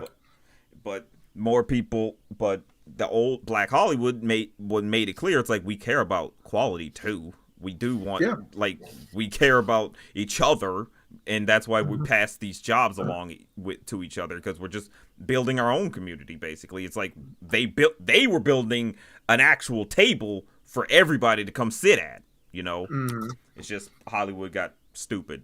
And then Hollywood got greedy. Hollywood got they became huge isolationists. They backed themselves up in a corner and said, we're hoarding all the gold and we're going to take all your ideas. I think we can do better than that. I think audiences want better than that. And the promise of the ASPAT machine, AI going, we're gonna make all the ideas for you, spit them back out, and tell you you're such a good boy after we stole them from you. It's like, I don't need that. No thanks. I don't get better as an artist doing that. No one does. Exactly. Kenz, you were trying to say something? Oh, I was just about to make a Byron joke, but you know, we caught me before I could. Byron. Lord. I saw that shit in theaters. But yeah, like, it's just one of those things where, looking at how the indie animation scene has been trying to move, it really is reminding me of that old Black Hollywood, where it is like the Robert Townsends working with the Wayans brothers and just growing from there. And it's like, it's feasible. We've seen it happen with other mainstream, with other like indie projects but now it's in terms of in terms of the black indie scene, it's like, okay, why don't we let's capture what happened back in the past, but make sure what made it fail doesn't try to hit us, because eventually it's like the greed gets to you. You sold the idea to a company, and then they just sit on it. They do nothing with it. We don't grow. We won't grow as a unit if we don't recognize the people standing beside us. That's all it is. Right. And while we can't carry each other's projects, we can try and push each other forward. And I want to see more of that as we go along. And we're doing pretty good right now. Mm-hmm. And the trickiest thing with indie animation is not only finding your audience, but finding a way to market it so we can make it sustainable. And that inevitably means profitable, but how can we do it so like we can continue to do it so we're not just emptying out our disposable income or our life savings into a project that doesn't give back to us? That's hard. That's very difficult to do. I think we can make it, but there's a lot of hard work and sweat and blood and tears that has to go into it, and it's not something I wish on anyone, because essentially you're working 2 or 3 or 4 jobs, and that in and of itself is not sustainable. But like we can't. It's a tall order for us, because we could just make slop, like you said, and make a lot of money just making slop, right? Mm-hmm. I don't think any of us wants to be associated with garbage, right? No. Like Tyler Perry, love him or hate his movies, we all know it. We all know the formula that he has made with his movies, and more power to anyone who loves those kinds of films. But you can look at them and see it doesn't work for everyone. And he doesn't care that it works for everyone. Right. And that not caring means something. I want to care about the work that I do. And I know, like, a lot of people in the chat, a lot of people here in this little Discord care so much about the work that they're doing. And that work can only shine best when we're all supporting one another, whether or not it's giving each other money to do it, or just sharing the link and yelling at the top of our lungs about the project that we really believe in. You know what I mean? Exactly. I think the size that it's at right now is also like perfect, because it's right between building a community and building an industry at the same time. Like everyone being so kind and supportive is like, it's not just like, oh, about the professional, like, let's hustle, let's get, like, it's like about uplifting each other and really caring about each other's stories. And I think that's so awesome and brilliant. And yeah, it's gonna carry everyone a far way. That's really it. Like this whole thing about being indie, the biggest thing is always having wanting a passion for getting this stuff made. You know, it's how you can tell the difference between someone who's just trying to get into it just because, hey, I think I can make money off of it. It's like, if you in it just for trying to make money off it, you're not gonna have a good time. You ain't gonna have a good time. you gotta get into it because you love the characters that you made, or you love the art of creation. Right? Exactly. Like I didn't get into indie animation thinking I was going to become a millionaire. I think anyone trying to become the next so and so, the next Vivzy Pop or whatever, and try to punch out a project as quickly as possible, I don't think that's the way to do it. You have to love what you're doing, and you have to want to challenge yourself to get better at storytelling through each iteration. Yeah, the first thing that you do might not be amazing, but you're amazing for fucking trying to do it. For actually getting out there and being vulnerable with your art, even if you have to be really bold or be really weird or be really risky with that kind of storytelling, because the corporations aren't going to give it to us. They'll just say, that's nice, why don't we hold it for a while and not do anything with it for years? And I think I think we're all made of more. I think we're all made of more of sterner stuff than that. Exactly. Like people like being pushed and challenged in the ways where they feel like they could be lacking. When people talk about shit like, oh, we could do easier stuff, like just use AI to do it. It's like, no. That is not, you're not helping yourself there. You're just giving the job to somebody else. In this case, a fucking robot, a computer, just a computer. And you're not even and you don't even have to try much. At that point, what is your legacy at that point? Can we talk about you in a good light? No, because all we know you as is the person who tossed the job off. Yeah. I look at this era of new voice actors coming in, and there's so many great voice actors right now that are coming into the sphere. There's so many people that that are coming into indie animation, and I'm like, I want to work with that person. Right, like I want, I've been making a list. So many people. I'm like, y'all are definitely. I'm calling y'all. Be ready. Yes. Corey Wilder, Lakira, Justice. Yep. Some of them are in this chat right now. Come on now. But when I see that they're popping off on indie, and that they're doing great things, I know it's because they're challenging themselves in the thing that they're most passionate about, using their voice to bring characters to life, or using their entire body to tell a story. I don't get that with AI. I've unfortunately worked with AI at my job. I've done it long enough to know this shit sucks. Only normies who are afraid of getting into art use AI. They want the instant gratification, the instant ass pats that the AI gives them. But not to prolong this prolong our conversation any further, because I know you've got more indie shorts to do. But seeing people go, I know I can do better than that. I may not be the best at it right now, but I want to be the best that I can be, and I can't get that if the computer is doing it for me. I don't need a computer to tell me that I'm good when I've done nothing.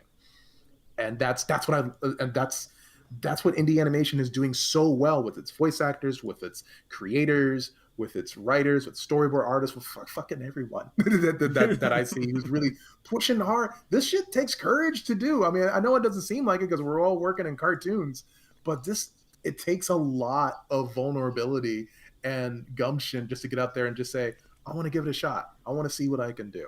And maybe it'll make money. I hope one day it can make money. So again, that we can sustain ourselves and keep helping one another. I really do see ourselves as like this, as you mentioned, this is our Robert Townsend moment, where we're doing the damn thing and we're lifting other people up as we go. It's such a cool thing. There's still a lot of weird things happening in indie that I don't like, but we'll get through it. It's just a matter of like, how bad do we want it? Because at any point, any one of us can quit. I'd rather us keep going, because there's something really cool about my project, I believe, and there's something really cool about other people's projects that I've seen. I've read your script that you sent for your project, and I'm like, I would love to see this animated one day with everyone. Like we can do this shit. It's great stuff. Oh man, thank you, Chris. Yeah. I gotta just a bit. There is one thing I wanted to say before I got to, because my job is come at me if they find out I'm on a live stream. But I think too, one thing that I found nice about being in the indie space for like the past like 3 years now is just how supportive everyone has been. Because like at the end of the day, and it's like you guys have said, like it does take courage to make these projects, and it does take courage to put yourself out there. And so the fact that we can go and talk to each other, or like we can reach out to other indie creators, or like they may reach out to us and we can just spitball thoughts, or just kind of figure out like what to do. How do I move on from this, or how do I go about that? I think that has been one of the nicest parts about working on these projects, just being able to build a community, not just with like, again, the indie creators too, but like your artists or like your friends who you never thought would want to work with your project, and then next thing you know, like you just have a bunch of people helping you. Like it's Yeah. the little things like that that make us happy. And like I think most of us, as nice as it would be to have a lot of people watching our projects, I don't think most of us see it as that's what we're after. I think it's we just want to tell a story and we hope it resonates with someone. And I think that's the nice part about this whole thing. That's really it. It's like people just want to be able to tell our stories and tell it with a bunch of other passionate people who want to get their stories out, and we want to help them make their stories because we're also like, oh, I want to be a fan of your stuff too, you know? Yeah. It's all about giving ourselves permission to do it. We're at the point now where we don't need a corporation to say, yeah, you can make your story. Like we've had the ability to tell stories since the Stone Age. We're just smearing berries on walls. We can now we fucking have Clip Studio Paint. We have DaVinci Resolve. We can still do like flip notes. We can do claymation. I won't belabor the point. There's so much more that we're capable of, and we can shoot. We have so much inside of us that we can push forward, and I think we can do it.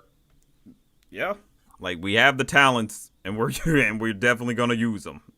Yeah, it's like y'all just got to give us the money. Yeah, eventually, money, please. Just don't have money. Just pass our stuff over. Show it to other people who you think might be interested. Exactly. And, Like, you know, it might make someone's day. I think before I go, the best comment that I think I received, and like Lakira knows what I'm about to say, but I received a really nice comment yesterday where someone saw one of the characters on the new video that we posted, and they said, this character looks just like me, and I almost cried. Oh man, that's the one thing that's gonna get me. Like when I start making my project, like if people start saying, oh, like they start seeing themselves in the characters, like they're like, oh, I've never felt so represented, because like I want to have good representation in my stuff. I do. I want to show the world looks like so much, you know, people look like so many different things. They come in different shapes and sizes, you know, and I want that to in colors, and I want people to be able to see themselves in my work, you know, especially black folk. By all means, every type of black folk I want to be represented in my stuff. So that's just something that just makes it like all the more of a good reason to want to do this, is to be able to say, I want that little black kid to be able to see themselves, to be inspired, to become the next best part of themselves, you know? Yeah. Absolutely. Yeah. But we got more indies to look at. Got one from Julian Hobbs, who requested I look at their short Wicked Gift of the West. So this is their channel. You can go check out all the other stuff they got uploaded. It's right here. Yes. So let's give this a watch.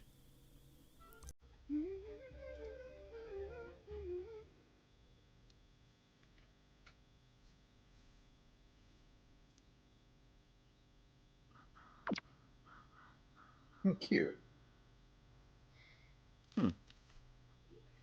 Seems like one of those Tom and Jerry type like silent joints. I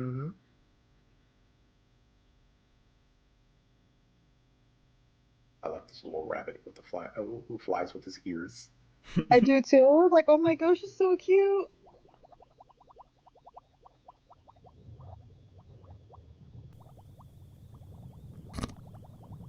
That was a face of I done definitely fucked up.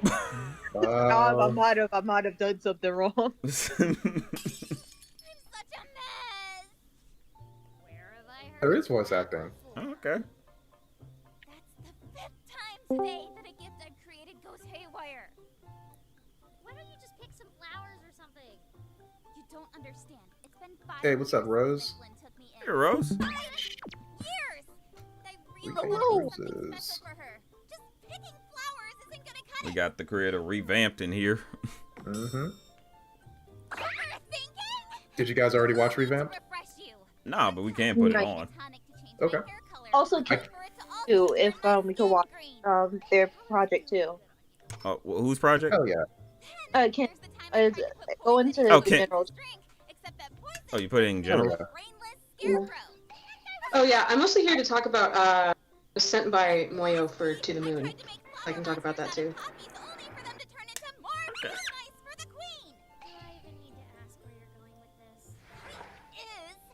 Yeah, okay. Yeah, Ender Demon. Put that on after this one. Yeah.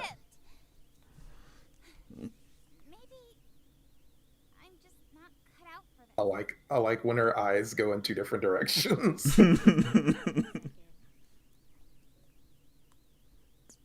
Julian, you got any commentary to put down in the chat? Damn! Wait, that smack was a little too good.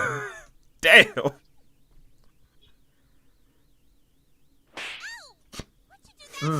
That was some good sound design.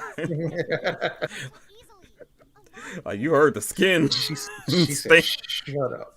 That one stung. Mm-hmm. Stop all that crying. Yeah, Julian, you want to give me commentary here?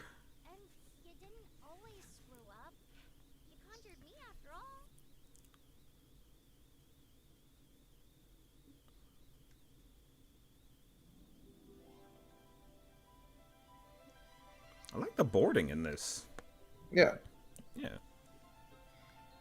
Yeah, I like the voice acting. I like the little rabbit. I like the expressions. The music's good. Yeah.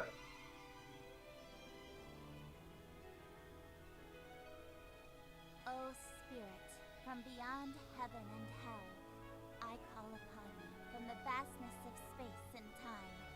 Heed my words and come forth, my friend! Oh. That was definitely DBZ right there. That was Dragon Ball sound effects. Big tough.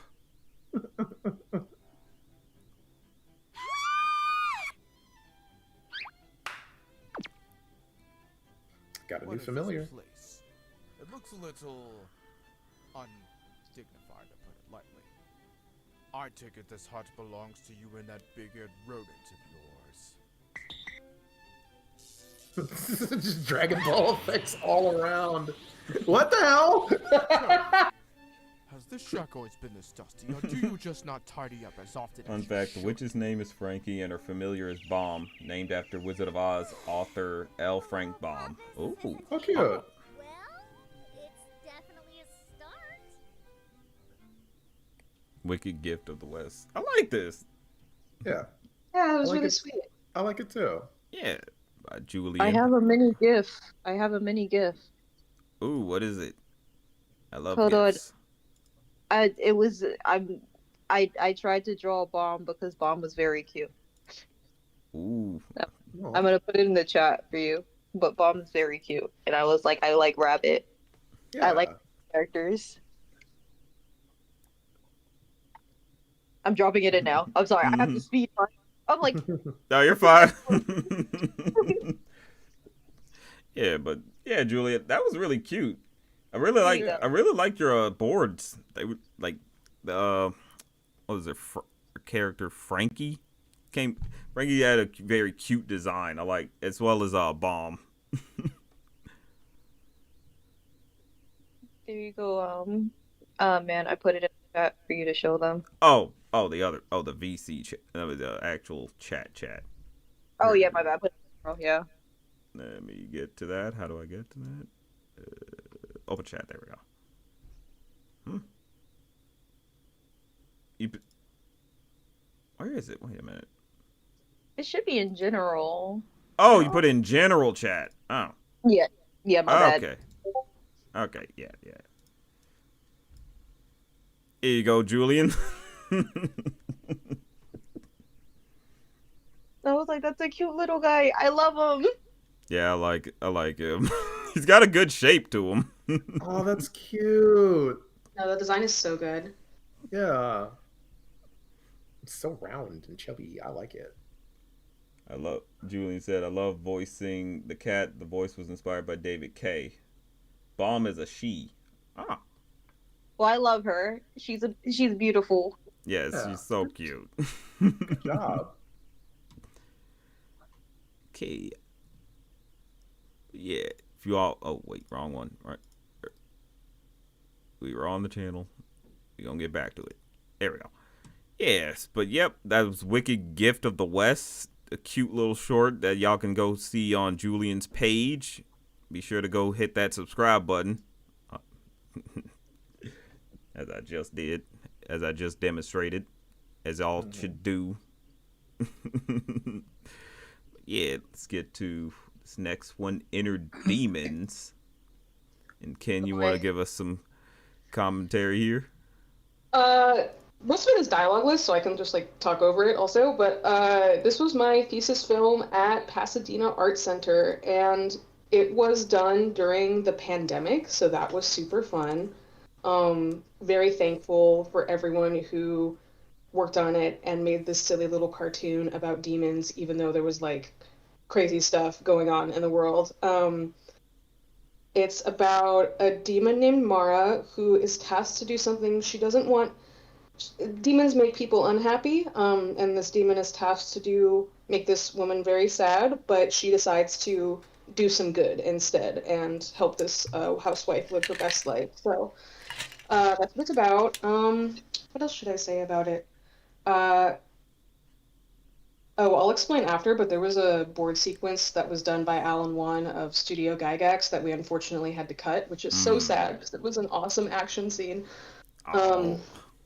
Yeah, but I'm still really proud of all the work me and my team did. This is an old upload. I've been meaning to re-upload it with subtitles and everything. I have a lot of feelings about it, which I can talk about more after the screening, but I am very much looking forward to seeing what you guys think and how you like the characters and everything. So, yeah. All right, awesome. Thank you. And people can follow your page at Kendall White over here. Also, like, content warning, it's a little bit, that's why I wasn't sure. I didn't know if I just got under the radar because it doesn't have that many views, but it's kind of violent. I mean, hell yeah, violence. YouTube has had a lot of violent stuff. Like, they, Hell of a Boss, Has Been Hotel. Yeah, it's kind of on that level of, yeah. So, yeah. Okay, cool. All right. Oh, wait, shit.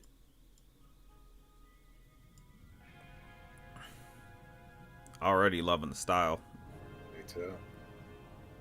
Jesus Christ. Yeah, it's got that. Those bull guys look like the worst type of sub bosses to face off in Zelda. You know, like the fucking, what are they, the Lycans? Yeah. This has a very, like, Craig McCracken kind of feel. You know what I mean? Oh, thank you. Yeah. Yeah, it's definitely got a little bit of UPA inspiration in the background. Yeah, that's what I mean.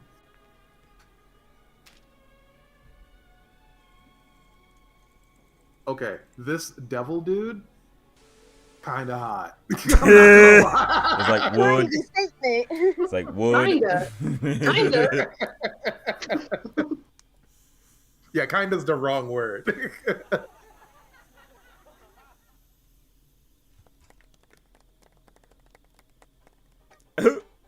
You got it. That slide. I love the slide. Yeah. I'm gonna need you to make a gif of that and put it in the chat for us. Okay. Cute.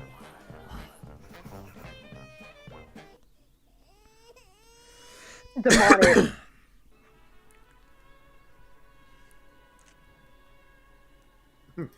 Yeah? Huh? Huh? Jeez.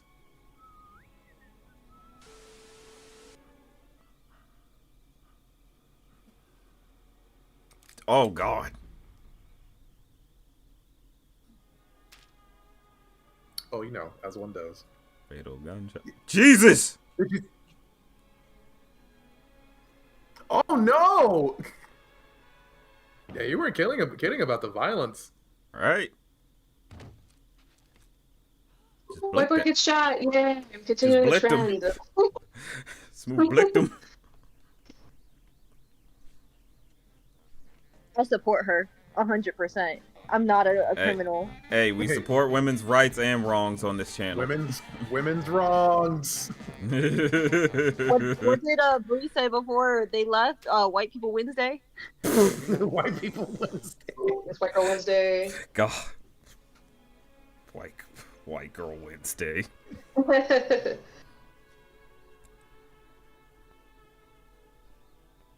The music makes it so unsettling. Yeah.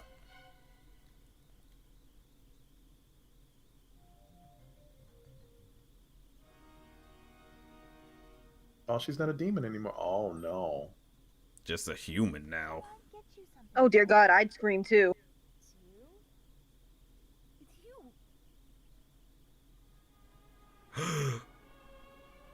Aw, that's cute. I like that, actually. Yeah. He's like, damn it, why did I do that? I like the graphic design feel, like the graphic novel feel. Oh.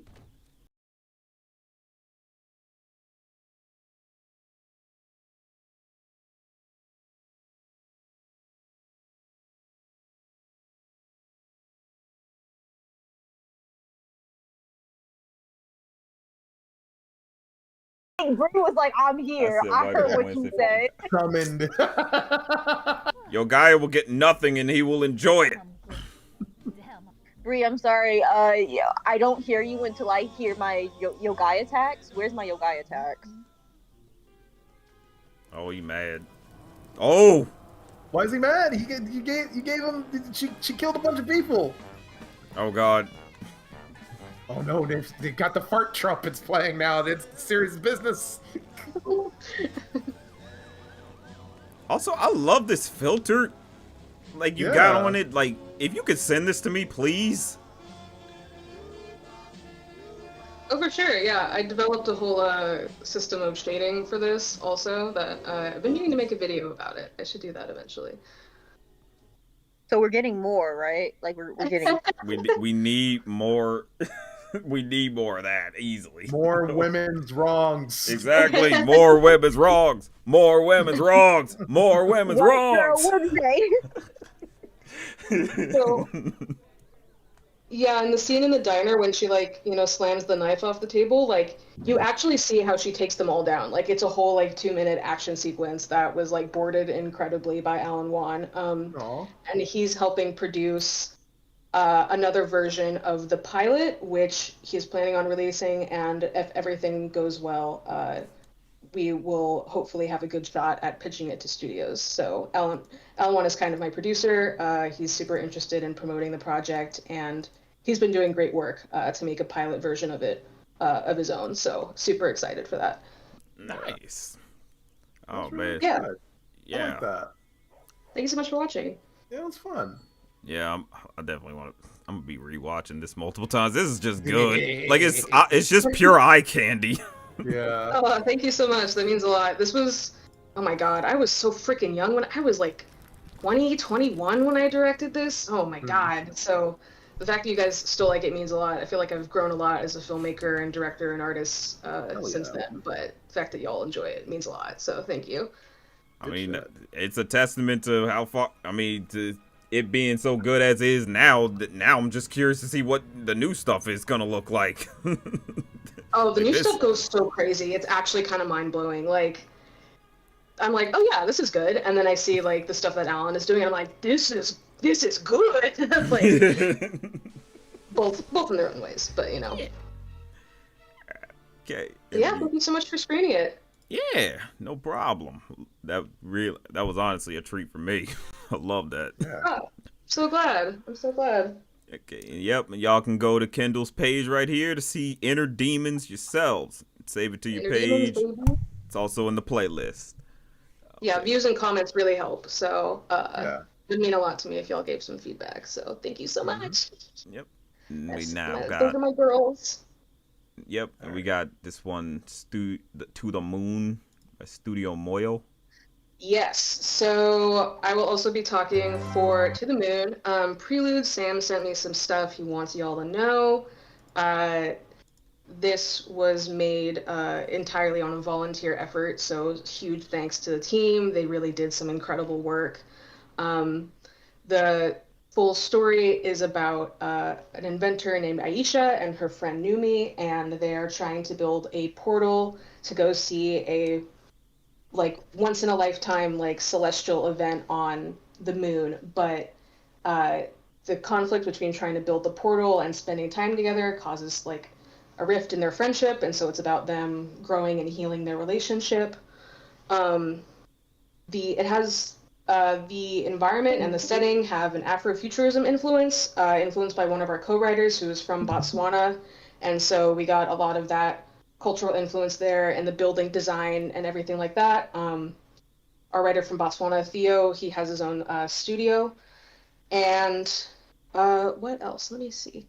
Oh yeah, Studio Moyo formed through Black and Animated's Career Summit, and basically the founders were just like in this room of talented Black creatives, and they were like, dude, this is a studio. Like the people, the bodies in this room, like this is a studio. Like we can just do it. And they did the damn thing, and they've been doing amazing work. I headed up writing for the To the Moon short, which was a huge honor, and I think we have a banger, and they are currently trying to figure out where the project is going to go next.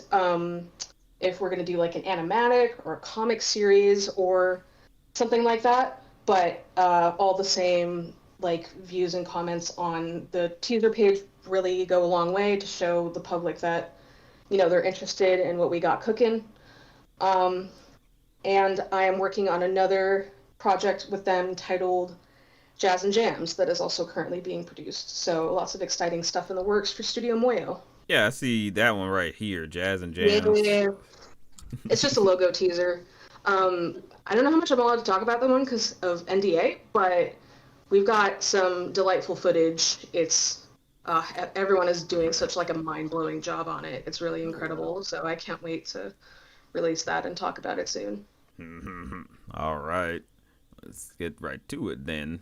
To the Moon. This was fun to low-key edit with. No, it's so good. It's like it's pretty. We have the best. Yeah, I love in the this art whole style. Galaxy for the Navalon meteor shower. I miss the shower on the moon. It was so fun when we were kids. Meteor shower, here we come!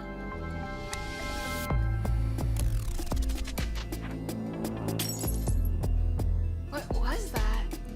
Numi, this is our last day together. It's got to work. Okay, let's do this. To the moon! To the moon! To the moon. Cute. Yeah. They better make it 2026.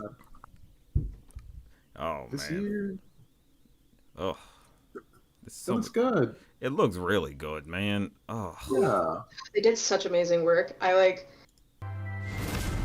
doing the writing, like I also like named the characters, and like it's literally so insane to like watch them come to life and watch a team of talented artists like completely bring it. Like it, oh my gosh, so good. Yeah. Man, I'm so excited to see all these projects, man. It's so exciting! God. Ugh. Everyone is so talented. Right. Yeah. Oh man. I love these designs. Right. They feel so fluid and organic. Mm-hmm. It kind of reminds me a little bit of what's that one? Space Scavenger's Reign? Yeah, Scavenger's Reign, basically, Yeah, but a bit look at that softer. too. Yeah. Oh my god. That was totally an influence. Happy that Hell yeah. I'm Good glad y'all pull. captured that spirit then and like went somewhere unique with it. I love this. Ugh. Oh, thank you so much. That means a lot. Yeah. We worked really Good hard stuff. on it. Many late nights writing. It's my first time heading up a writing team, so that was something. But I think You did good. Yeah. Thank you. It wasn't like too much of a nerve-wracking it wasn't too nerve wracking to have to start up your own or handle your own writing team with this, was it? It was really interesting because I feel like on top of the creative aspect and wanting it to be the best that you can make it, like idea-wise and story-wise, there's also the logistical branch of it, of like managing everyone's ideas and making sure everyone is heard and like everyone contributes. Like there's a lot of like teamwork and creativity that you kind of have to do at the same time. So that was a really interesting experience. So I'm very grateful for the opportunity to do that. Writing and directing is kind of my dream, my goal. So getting to direct Inner Demons and then getting to write for To the Moon is super awesome, and I'm super grateful for the opportunity. I can't wait to see it. Oh my god. To the Moon. Y'all can go support the Studio Moyo over on their page. Go get that subscriber number up. Be sure to hit that bell too, so y'all get notified whenever they update. Yeah, do that for everyone's page too. Hit the bell so y'all get notified. Oh, would you guys mind muting the audio? Sorry, I think there's a copyright issue with the music. If that would be possible. No, your music's fine.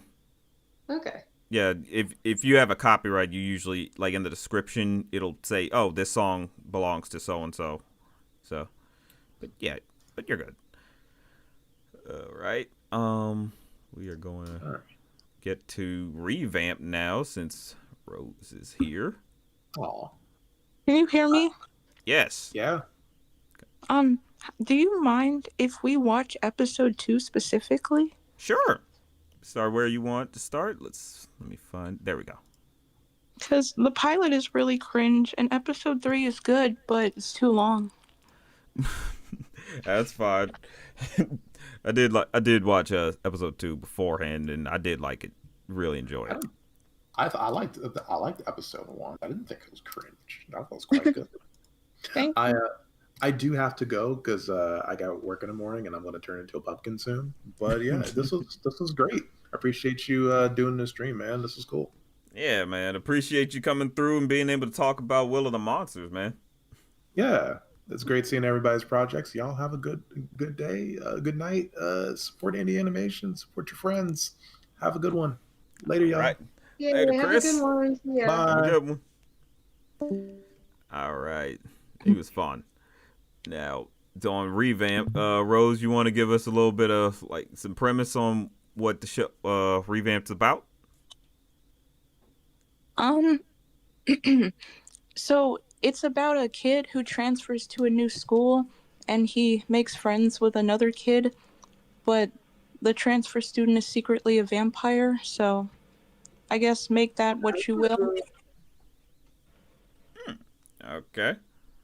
Yeah, watching the first episode. I was honestly into it and wanted to see more from the show, and so I was glad you did make more episodes. And it seemed to be, and you seem to be getting them out fairly quickly. Like this was just 5 months ago, and then you already got the third episode out. Well, episode 3 is not fully animated. That's how I finished it so quickly. I mean, getting it out there at all is still good. It's indie, you know. So be it you go through the animatic phase or you animate it fully, it's like, hey, you got it out there.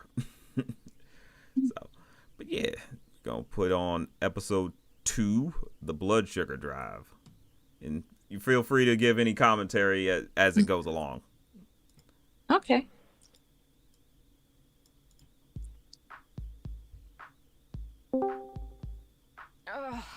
Can I go home yet? It's not so bad. You've only got 7 more hours to go. I know. Welcome, Safely. Well. What's the matter, Valerie? Can't handle a little blood. Don't act. God. You are in a jet engine. My shower's running. Just ignore me. Get back. I was like, holy shit, are you on a plane?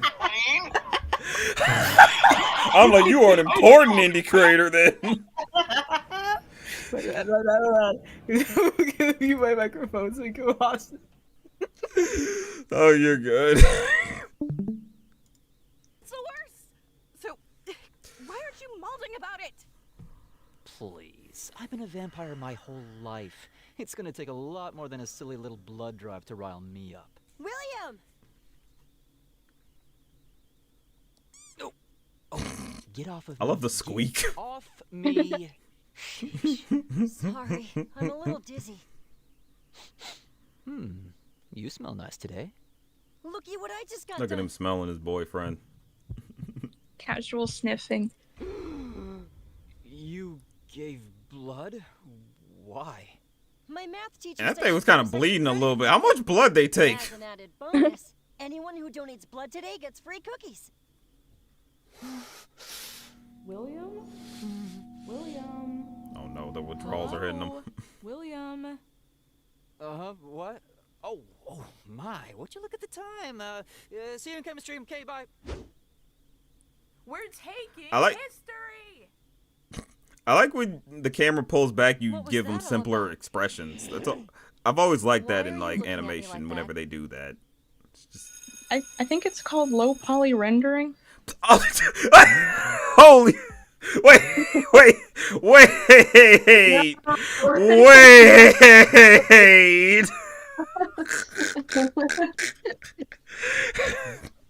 We're already at the crossing over phase of Black Indie animation. That's good. I like that.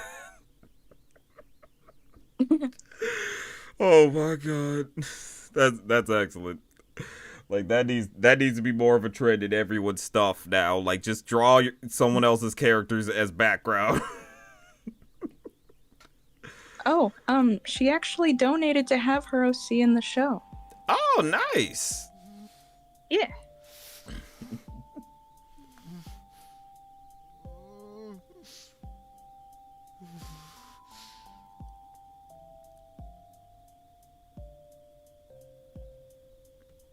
Man's can't focus on his testing. Now while his boyfriend's basically smelling delicious to him. I think the coast is clear. William? Ow. Why are you hiding under the table? I am not hiding. I just dropped my contacts. Yeah. I ate my lunch as fast as I could to make sure you were okay. You look like you were gonna throw up earlier.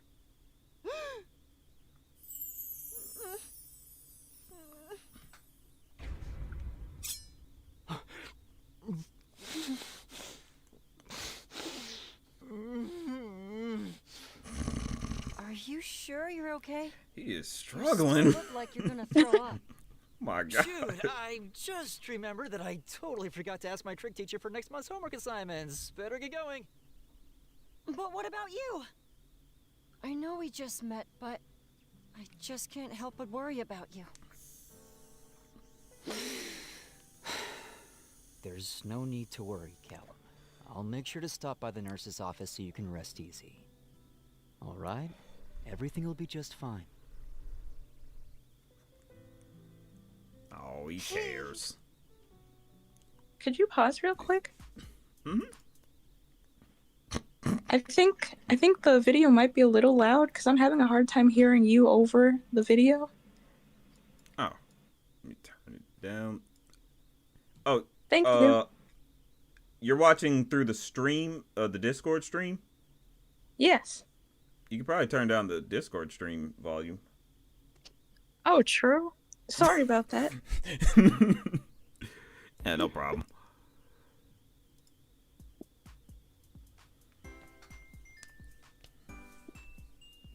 But that was what a place to pause. Right, just prancing caught midair. Can I talk to you? What, bro? What, bro? How do you? Why? What is this pose? He's like, can I talk to you? How do you pose like that? Saying, like, what? How do you expect someone not to react the way she does? Jesus Christ, just creeping. Can I talk to you? Like that animation, like posing, that's just so good right there. That was... Stop spraying.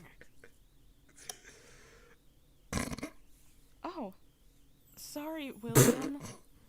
At least he smells pine fresh now. I need you to listen to me. You're the only one I can talk to right now. Okay.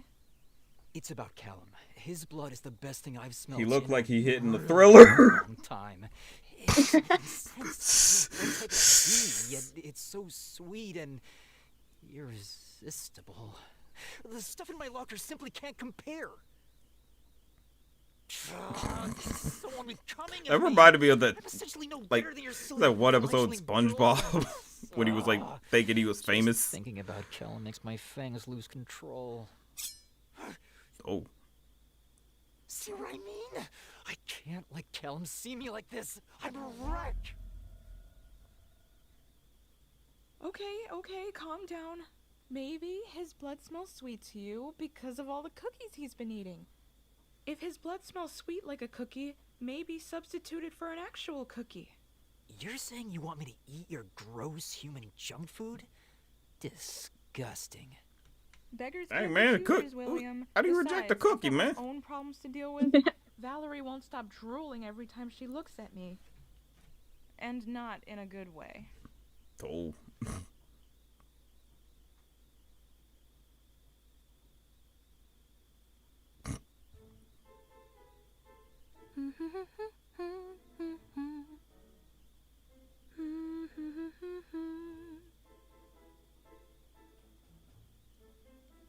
All done. Thank you so much for your contribution. Here, let me get you a cookie. Oh.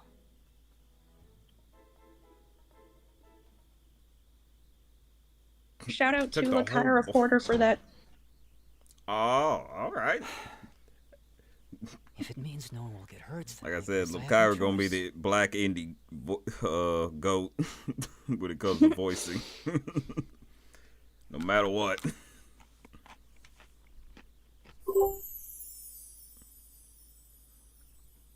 I'm loving the undercurrent of magical girls and vampires. I feel like it's very telling that our generation is super into that. Mm-hmm. Where have you been all my life?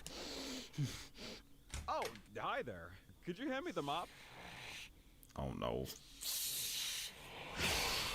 No, not the instant janitor.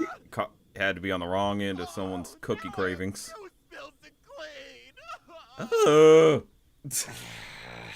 Poor guy. Kyra says we yearn for whimsy and vamps. Can you pause real quick? Mm-hmm. So the janitor was actually voiced by Belshaber. Do you follow him on Twitter? What he voice?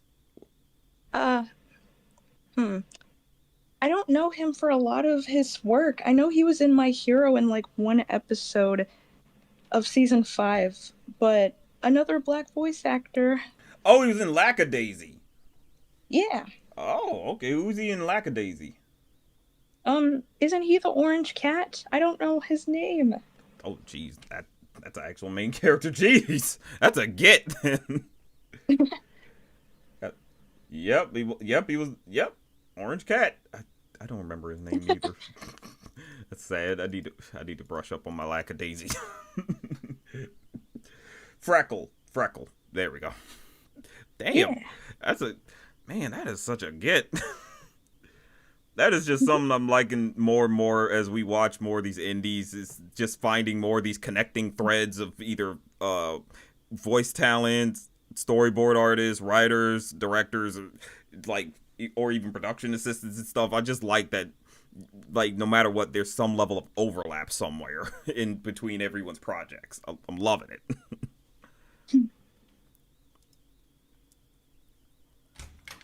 William?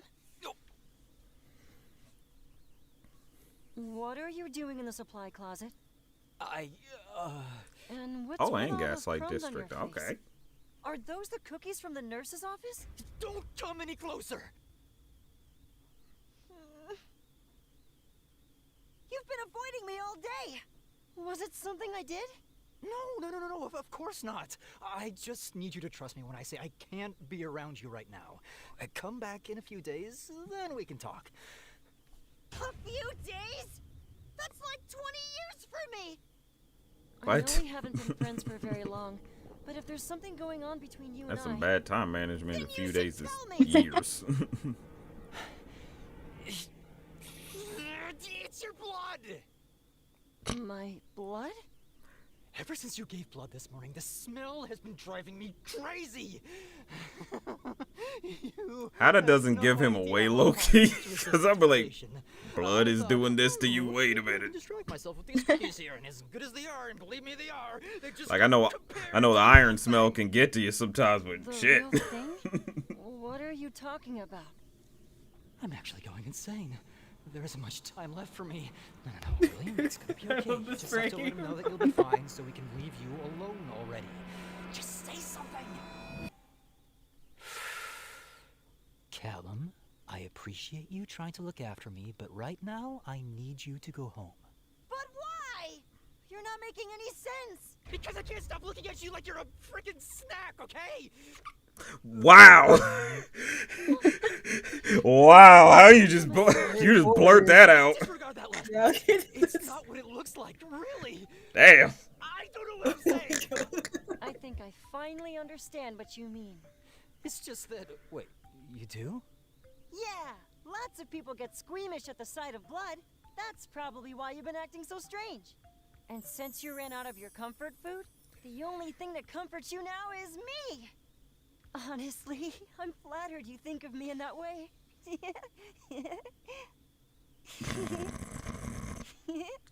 Callum's such a dork. Real? That's his response? I'll go home now and take care Bro of my was bandage. saved by their Hopefully it'll be healed by tomorrow. stupidity. For real. Just got called a snack. Man, that boy is naive. What am I gonna do with him? Date him. Wait. He confided in you Yes. in the supply closet? Yeah, I've never seen William so desperate before. Honestly, it was really weird. Of course it was weird. That man was fucking Nosferatu and something serious. Luckily for me, I feel much better today than I did yesterday. I hope those two are doing all right, though.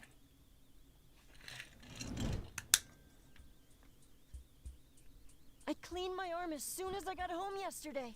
Does this mean we can hang out again? They must have. I mean it. Like they might have took way more blood than they should have, because it's not supposed to bleed for that long. How much blood did Caleb lose? William, that tickles. Much better.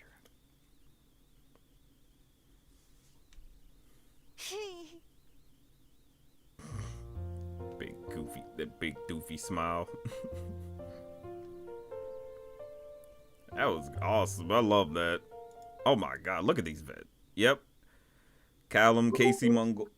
I'm not sure if I pronounced that right. That was so amazing. The voice acting was so good. Oh my gosh. Oh yeah. Thank you. Look at this. Shannon Mawad. I'm just a sucker That's for me. vampires. Ha, get it? Sucker for vampires. Sorry. Hot sucker for vampires. Crazy. That needs to be on a shirt. How's that not on a shirt? Probably put a picture of Jacob or Ed. Or not Jake, Edward. I love vampires. I've heard a bit of Casey Shinji voice. I mainly know Casey from Monster Prom. Oh my god. Monster Prom. I got PTSD from that game. we played that on stream one time, but it just lasted too long. But yeah, that was excellent. I love this. I love Revamped. It's funny. Like, genuinely, I love Caleb and Williams' dynamic. Like, they're good. They're so good for each other. It's so funny together. Thank you. This boy William, he's just a vamp failure. He's trying his best though, but you can't be Nosferatu and people in the closet. I gotta watch this again. Nah, cause why he snatched her up like that? Rose, can I talk to you? What do you mean? Come on, man. You gotta know what it looks like, dude. Dude. Can I talk to you? He looks so creepy. Oh my god, you got a knack with the comedy, Shannon. I will say that. Like this, like I love whenever you release new episodes. They're just funny. Oh god. Thank you. Oh. But you care to explain what were your biggest inspirations for Revamped? In 2011, there was a show on Disney Channel called My Babysitter's a Vampire. Oh my god, I remember that. Jesus. Yeah. That's a pullback. Oh my god. Oh, shout outs to Julian Hobbs for the super chat.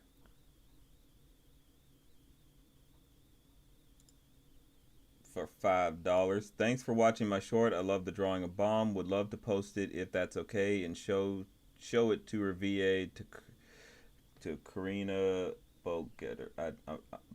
I'm butchering that name. They loved it. Yeah. I'll definitely probably try to see if I can find a way to get that posted to you. Yeah. Thanks, Julian. Oh man. But you were saying, Rose, sorry. I mean, there weren't too many inspirations. I also like My Little Pony and Monster High. Okay, I can get the Monster High influences there. Yeah. Oh man. How was Who's your favorite My Little Pony character? Oh, Fluttershy. Fluttershy.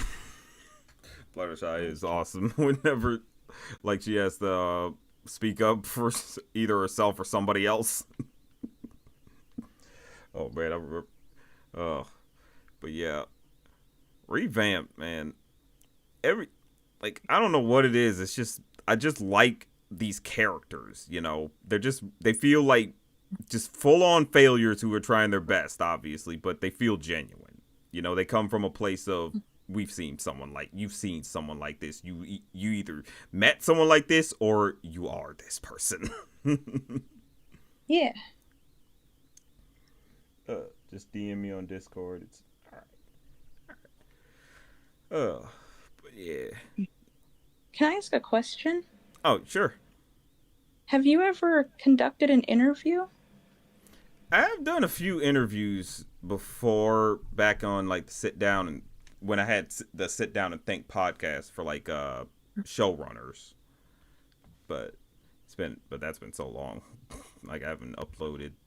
Not a podcast.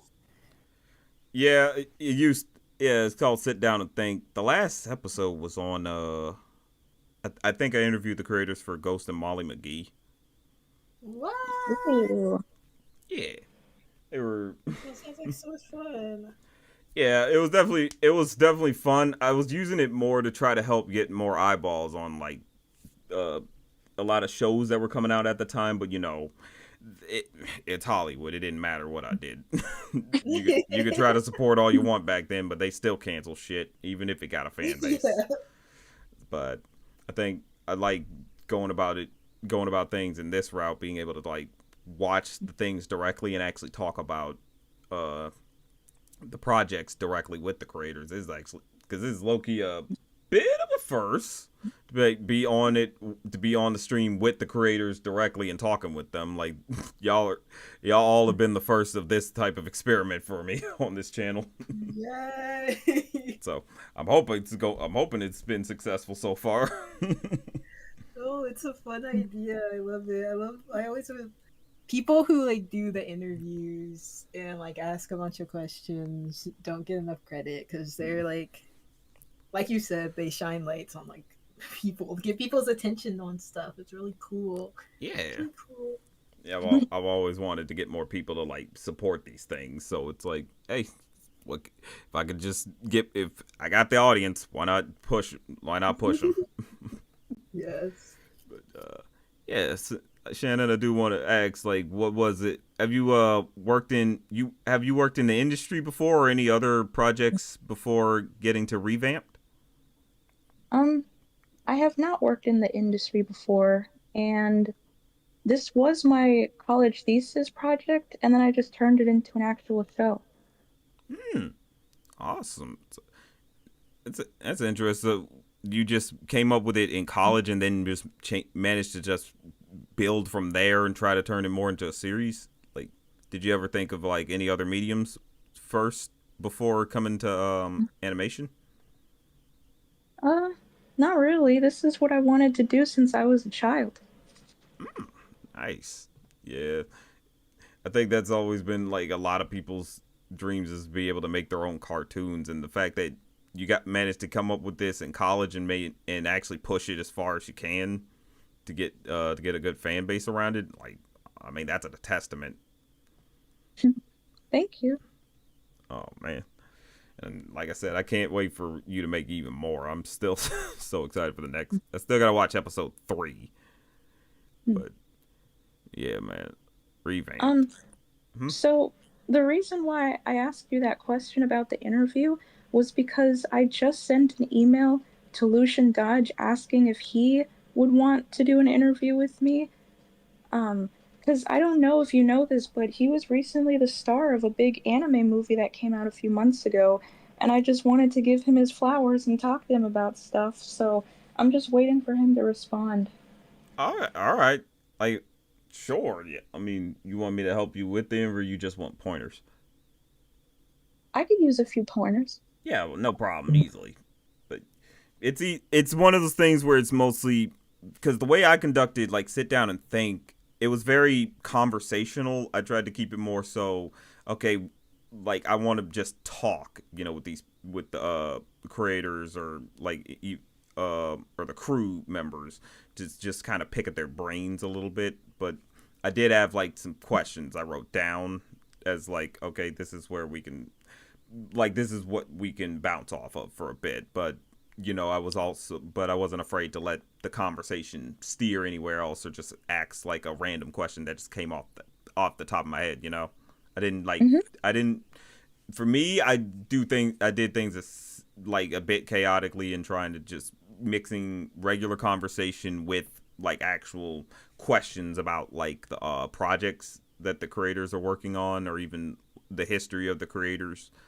So that's the biggest thing when it comes to interviewing, for at least on my end. Biggest thing is, also make sure you set up a good room for y'all to conduct the whole thing, and keep on time. That was one thing learning for me early on, was like, it's like, make sure you have everything set up so you're not letting people wait. Okay.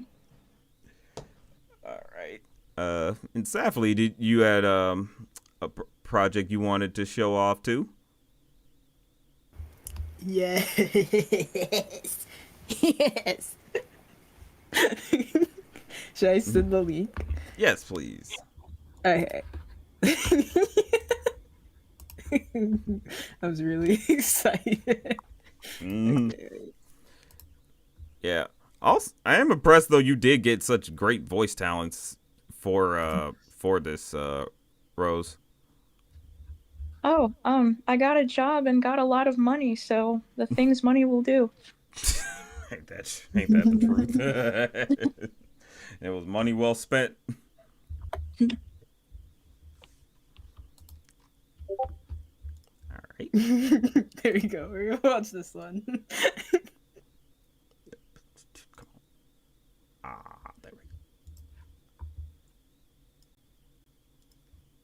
go. Okay, and before we get started, you want to give us some setup here? Tell the audience who you are. Okay, hello. Oh, Jimbo's in the chat. Hi, Jimbo. Jimbo voices the cameraman in this video. But I am Sav Philly. You can call me Sav. My microphone microphone is probably really bad, but just ignore that, okay? that's my whole personality. I make things on a low budget. I mean, it I just sounds have a fine. dream. It sounds pretty good, Oh, honestly. okay, great.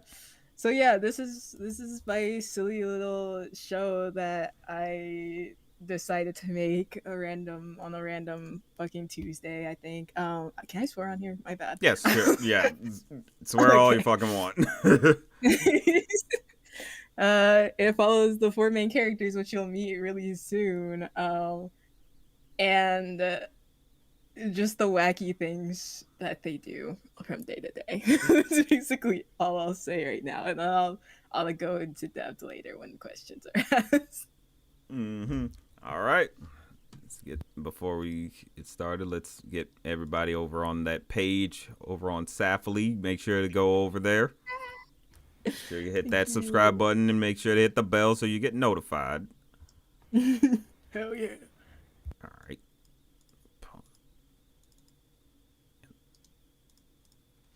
There we go. Oh, are we recording? Hey! Oh my god! Hi! My name's Barb. I do like I love the line boiling. Timothy. I'm a man of many names. Casper! My name's Casper. Why am I here? I'm a character. That dead silence. Played by Saf. I have a voice now. You hear that? That's me. I can scream now. Watch this. Having a voice is pretty cool. Yes. Wait. Because, like, this totally reminds me of that one episode from the Kardashians. Yo, this is like that one episode of the Kardashians. The Kardashians. So, Tom is my That's older all that needs to be brother, said from her. And Barb is my best friend. No, this is like really familiar. I don't really know the other girl. She's Tom's friend, I think. Oh, me and Rue? We go way back. We're like this. Tom pisses me off. One of the 4 main characters of DizzyCat. Damn. New upcoming indie project. Yeah, I was basically born to be a star. What? The Kardashians shot here before? We have a Discord server and Twitter where most updates will be posted. Wait, this shit's gonna be on Twitter? I didn't agree to this. I want to speak to a manager. If you're interested, you should definitely follow along. Or not. No pressure. Like and subscribe if you think I'm hot. Please like. Wait, what was I supposed to be doing? Introducing yourself, honey. Oh, yeah. So my name's Barb. I think that's all. Thank you so much for your time. Let's all try our best. Oh. Tom, what are you doing? You really had to do a backflip. I'm too hungover for this. Jeez.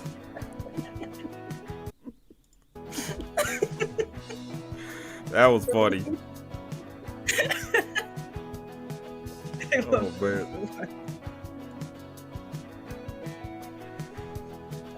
Oh my gosh, someone in the chat knows Nathan. You're friends with That was so Nathan? good. Oh my gosh. I like this. I like her and Barb. She's cool. Rue is definitely my favorite. Obviously. Yeah, DizzyCat. Yay! That was fun. I like those characters. I definitely want to see what like actual antics they're supposed to get into. I'm so excited to show it off because there's so much. There's so much. People aren't even ready.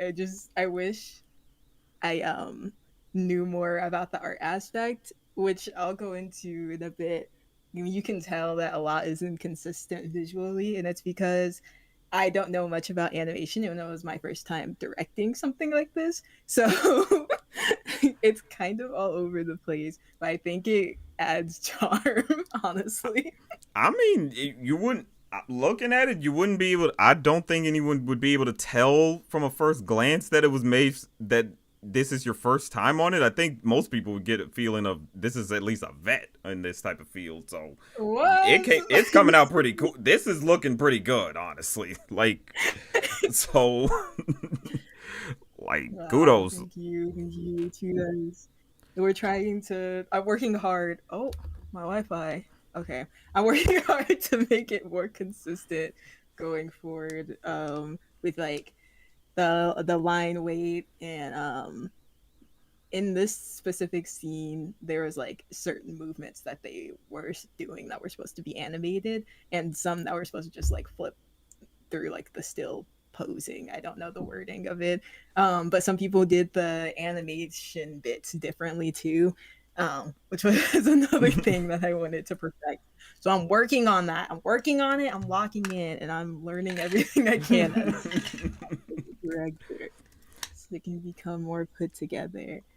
Hey, I mean, yeah. your skills are showing through right now. Your progress is coming through.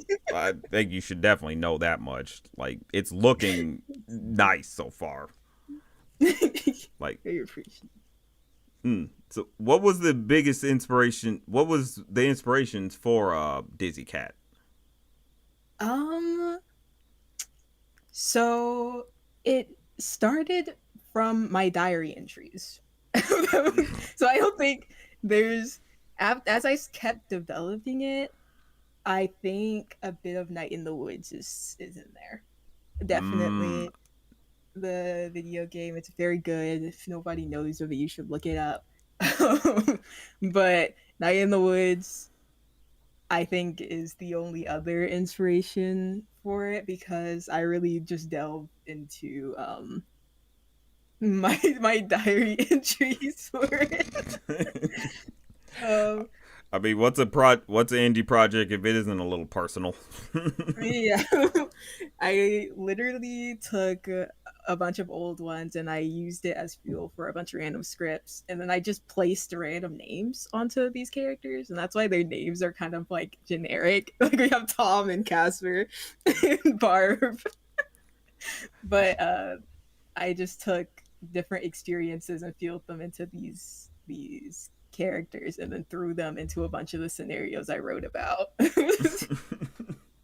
I mean, I think that's the premise alone for a fun, chaotic time. With these random with these type of personalities, like especially with how chaotic Tom is, and just how Rue just looks like she's ready to hurt somebody, and it's most likely gonna be Tom.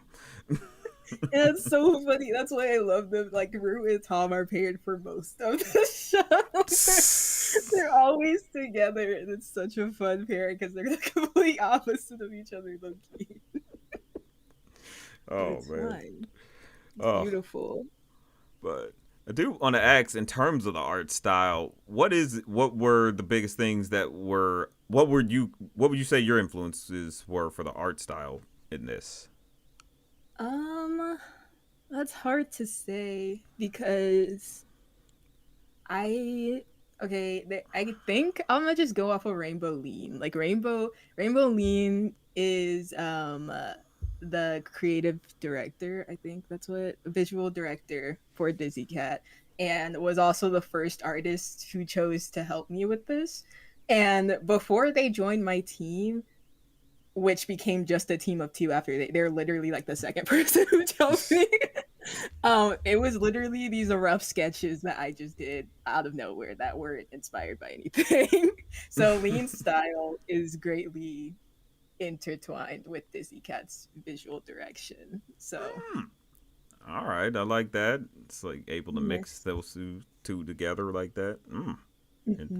Especially just from you said it was just scribbles that you were making. Yes, I am not an artist at all. I mean, that's something that's low-key I feel important to know for a lot of indie projects, is that sometimes they start from just a scribble. Like a scribble can get you far a lot of the time. And even artists can turn a scribble into a beautiful masterpiece. It's crazy. Literally. I've seen it happen. It's insane. Flowers. Beautiful flowers, and I love to watch them grow. They grow every day from my sketches. Well, I do want to ask, what would you say an episode would look like for this type of show? Well, a lot of it is like the only way I can describe it is dual storylines. So Casper and Tom are siblings, but most of the story they don't talk to each other. And you get to learn why through their different perspectives. So Casper is usually going on some shenanigan with Barb, and it's dueling or paralleling this shenanigan that's happening with Rue and Tom somewhere else. And with every episode, they kind of intertwine without really realizing it. And it would just be some random BS, like going to a grocery store and trying to get everything on the list checked off while, I don't know, Barb's trying to get a job at said grocery store. But none of them know that they're in the same area. Oh no. And they just cause chaos the whole time. It's very episodic. Lord, for them to be, it's like to be out in the same space with, but and your friends are, but you don't even know it, and somehow you're somehow y'all are interfering with each other, which is just gonna make that's just gonna make coming home and to yell about it even more awkward. Genuinely. Like, it's small town vibes. Like, you know, when you go to a store and then you get home and you text your friend and your friend's like, I was just at that store like 5 minutes ago. Like, and we didn't even see each other. We didn't even realize because it sounds so small, but we were too in our own business to even notice. Right. What's that? It's like, hey, try to notice, but damn. But then you tell me, yeah, I was just up there. It's like, huh. I feel like I probably should have tried to meet you if I knew.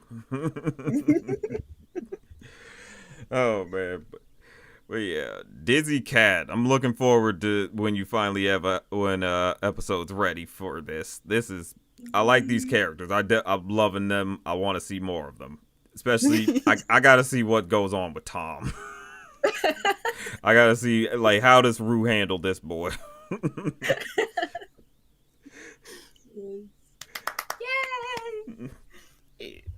Little Miss Kiwi says, love the limited animation and the line boiling. Keep it alive. You really don't have to do much to get things across. This is super fun. Thank you. Mockingbird says, Tom had to test how far the animation was willing to go with that backflip. No, I was literally like, I pulled someone from my team. I was like, does anyone know how to rotoscope? Because we need to rotoscope this backflip. Nice. I always like it whenever a project could throw in those unused or not too often used techniques. Even if it is just for a slight gag. Low key, that makes the gag funnier. It's like, yep, no other rotoscope happens throughout this whole thing. It just happens when this man fucks up the camera. I was literally like, I feel like when I was writing the script that wasn't there originally, and I added it on during like a conversation with a friend afterward. I was like, yeah, he just fucking backflips into the camera and it just cuts there. It's a perfect place to cut. Honestly, that was one thing I appreciate is the comedic timing. Like whenever you cut the Rue and it's just dead silent, I'm like, damn, that was good. That was a good design, good editing and timing on that one. Oh man. But yep, I'll catch DizzyCat over on Safley's page. Again, remember to hit that subscribe button and hit the bell so you get notified. Yep. Thank you. All right. Well, we're winding down, and we should end off on a big note. So, as a treat, I was thinking we could give the new episode of Pretty Pretty Please a watch. Yes. I'm not sure if Kiana is still in the chat with us to be able to join or to talk about this. I'm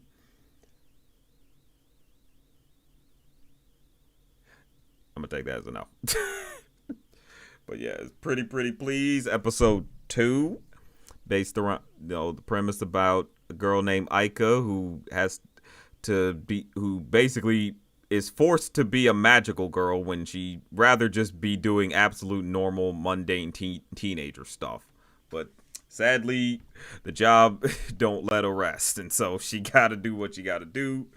Even as begrudgingly as she might. But yeah, we can end it, watch this, and then we'll call it a night. I'm gonna do that. Oh my god, today was the best day ever! You're telling me? The classes, the cafeteria food, the assignments, homework! I feel like we're not on the same page. Not at all. About the freaking hole that was blown into the side of our school! And we got a half day because of it? Also, you're a magical girl! Oh, Zira, that stuff's stupid and boring, and I hate it. Anyways, what we doing next? To say it so excitedly. Together? Yeah, like, date. Oh, wait, that's wrong. I think it's called a hang, because we're friends now. Oh, no, unless you're busy. Since Kiana's not here, we'll just watch half, because I don't want to watch the whole thing without permission. You're not going anywhere, Star Girl. Oh, chunks. I forgot who she's here. Hey, look at me when I'm talking to you. Listen, you've had your fun. I let you finish your one day at school, but you're coming home now. Wait, you have to leave already? I was hoping to pay you back. You really saved me today. You're right. Hoshi, today was the first time in a while there was an actual magical threat, right? It'd be so irresponsible to leave all these kids in this beautiful high school loser. Why's she violating like that? You can't just grab someone and rub them like that. Hey, hold on. But then again, she ain't complaining, so really. Zira here can show us the best this town's got to offer. I can? I sure hope so, or I'm out of here. Well, no pressure, let's though. see it. You've got until the end of the day. Yeah, totally. Let me just, what do cool people do for fun? Right, yeah, stuff to do. I do stuff because I'm well-adjusted and... Here's Kiana back in the chat. Let's do it. Welcome back. So I said we'll just watch half, since I'm not sure I have your permission to watch the whole thing. Desirable today, human. I'm starting to wonder if you're worthy of my powers. My apologies, Lady Devoid. I won't let you down next time. You still have your void since you miserably failed to use it properly. So I'd like to know what exactly is stopping you from going back to fight. Oh, I don't know. The fact that just moments ago my shins were obliterated! Wait, what? How? Your body is The way he stronger had to with hold his accelerated legs like that. recovery. Oh yeah, you But can you're watch the whole not thing if you want. invincible. Cool with you If you using die time to in watch real other life, people's stuff you too. die for real. That's generally how it works, yeah? So try not to get shot or whatever. A more subtle approach would be favorable. Subtle goes against everything I am, but I'll do my best! Oh, Damn. oh my legs! My legs still feel weird. I'm just gonna... Ooh. You'll regret putting me in this His position. legs so squishy. Like, jeez, man. Memories return, and I'm at full power. You're still here. All right, here we are. The public library, home of books, knowledge. Oh yeah, and the Kiana manga says we can watch the whole thing. So all right, finish off with the whole thing. Kiana, if you have any commentary you'd like to show in the chat, feel free to. I really thought a librarian was You know, like what the biggest inspirations, where you plan on taking Pretty Please, if you can answer anything like that. How it was like to work with the voice actors. Hoshi, don't be a dick. Maybe Hoshi's got a point. Who needs knowledge anyways? We need people to have knowledge in this day and age. Something we can all enjoy. We need a little more knowledge in this world. Library, loser shit. But this new boba shop is the coolest spot in town. Hello there. One milk tea with boba, please. Hold the milk tea. So just boba. I'll just get 2 normal ones. Here you go, Hoshi. Why is the straw so goddamn big?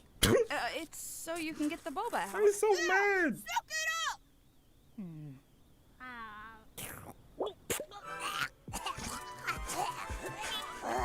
my god! I buy Oh my god. Jesus. Okay, people are looking. Let's Wail it get the on. hell out of here. I got you now, Star Guardian. Let me wail Guardian on of the him. stars. The mascot, jeez. Boba is huge.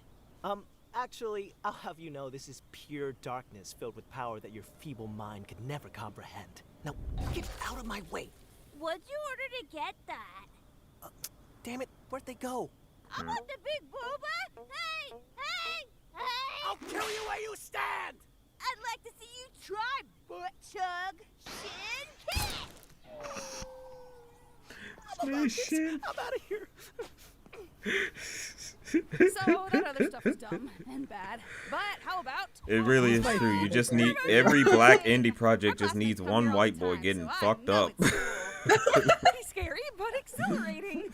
What do you think, Hoshi? I don't This know. whole project Wanna was just jump so off the fun to bridge? work on. 'Cause I Everyone can gave it fly, 110%. so It you feels do it. like everyone was giving 110%.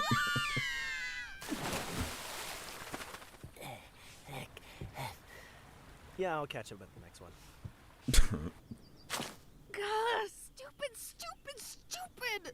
Aw, don't be so hard Fun on fact, yourself, I got Sarah. to play I'm plus having session an online with amazing Zeno time. Robinson and Yeah, Alex well, Lee. you're not the one Ooh. deciding if you can stay or not. I'm sure Hoshi's Nice. having fun too. Damn. Aw. Hey, Hoshi ain't having it. I got it from here. But All right, Hoshi, turn that frown upside down. I know these activities haven't really been your speed. No. Let me talk. How about we just do a chill little hang? I really like the dialogue between them. It's like it plays a fine line between natural and unnatural. but it genuinely just feels like pretty please, you know. We're never able to finish the series because we couldn't find the rest. Well, this very town's local library had the whole set.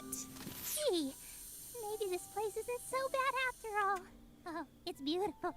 wow, you were so prepared. If there's one thing I've learned while being a magical girl, it's that you gotta cover your faces. Now, let's go hang out at Zira's house! Working on my next big indie project. I would love to send it to you at some point. Sure. Just kidding. We can go to my house. Faces covered. You have a house? Room ain't ready. You asked such Like I ain't ready for guests. Now follow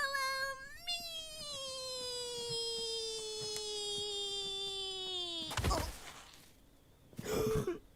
We're here. Where's your house?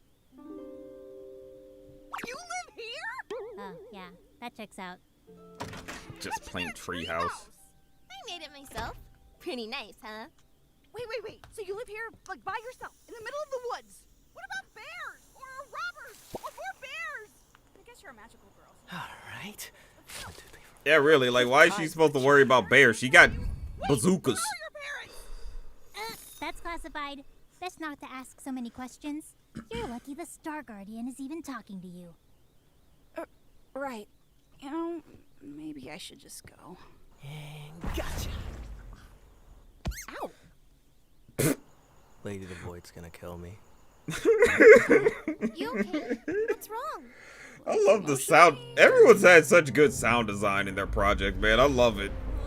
Just between everyone just having like a squeak.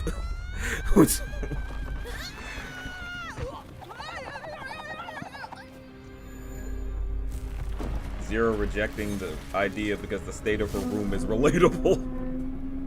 Crazy. Oh wow, it actually worked! Aika, what is that?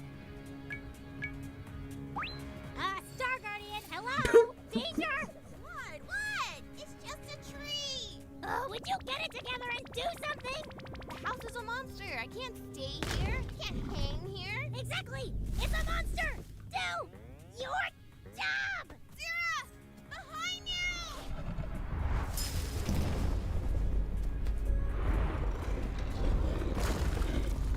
Whoa! Aika! Damn! Damn! Can I have my house back, please? She's just so done. He's doing it! He's really doing it!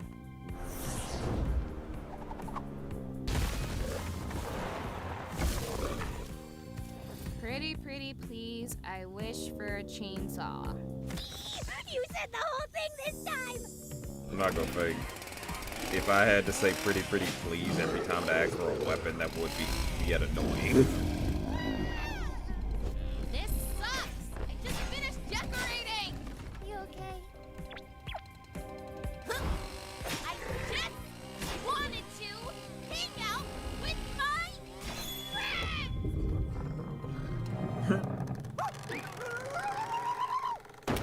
And knees are gone. Yep, okay, I'm calling it. Ain't having in them to yell. Ain't having in them. Not after that. Look! Cosmic cash! That means that thing was a void! Why'd it spawn here? So I should stay, right? Just in case? I could possibly maybe still do normal girl stuff in between? Okay, fine. But just for now. Yay! Thank you, thank you, thank you, thank you, Hosty! Where are you going? I was just gonna head out. All I did today was get in the way and make things worse. Couldn't even plan a fun day. Magical or girl convince you to let money Ika spread. stay. She did that all on her own. She doesn't need someone like me around. Look, Sure, Julian, you I can still DM it. don't want to be here, and yeah, today mostly sucked. But Or you if know you're what? in the Discord, you I can haven't send it. seen Ika smile like this in a long time. Plus, by being so useless and pathetic and helpless and in danger, Bro, I got her to do like, her job damn. twice. So, thank you for today. She only Really. human. I'm glad she decided not to kill you. Aw, wait. Why was the yeah that? Why was that a thought? Why was that a thought in Nika's head? Sorry about your sick treehouse getting destroyed. It's okay. I have good insurance. The fuck do you mean? Magical girl insurance? Like, I have good insurance. Like, an iris.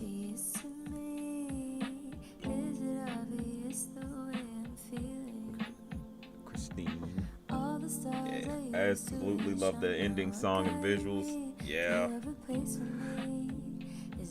Honestly, everyone's been having like good music, also good visuals. All these specials, all these projects. Man, it just makes you excited for it. I don't know. It's the type of shit that made me feel happy for animation, and it's been a while since I've been feeling happy for animation, low key. So. Yeah, thanks for watching. No problem, Kiana. I'm always a big fan of Pretty Pretty Please. Like, it's just funny to me because I've seen this grow.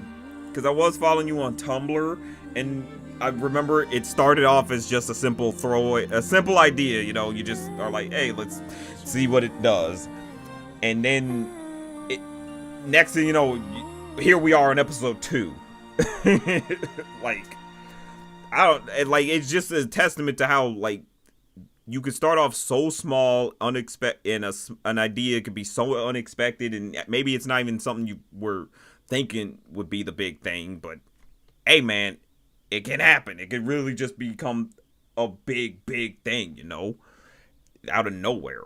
Oh my god, well, that's fine.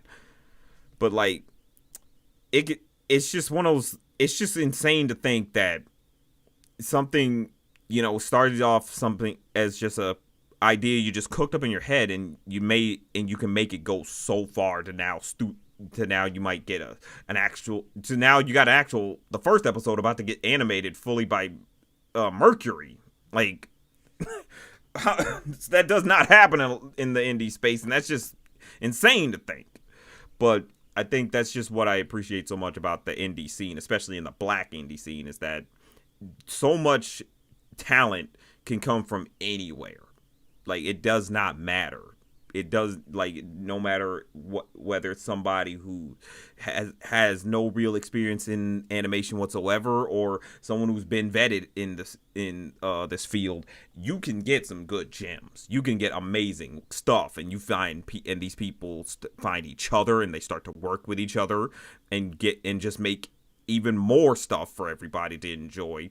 And I think that's something that should always be appreciated in this space, especially for those who want to start thinking about getting into it themselves. It's like, you can just start. It literally can start with a pen. It literally can start with a pen. And it does not take so much to get into it. It can start with a Google Word document, or it doesn't have to. You don't have to just think you need all these supplies. You need to go to this prestigious school or go work at this prestigious company. You could just make, and you could just see how far you go with it. And sometimes you can go as far as something like Pretty Please, or 3 Tomes, or To the Moon, or Will of the Monsters, or Revamped, or DizzyCat, or Inner Demons. Like, you go, or much, much more. You can go far as long as you're willing to try. But with all that said, I think we could start wrapping things up now. This was an excellent stream, and I want to thank every single creator who came on to talk, every single creator who gave permission to let me watch their project and even talk about it, able to get some insight on it.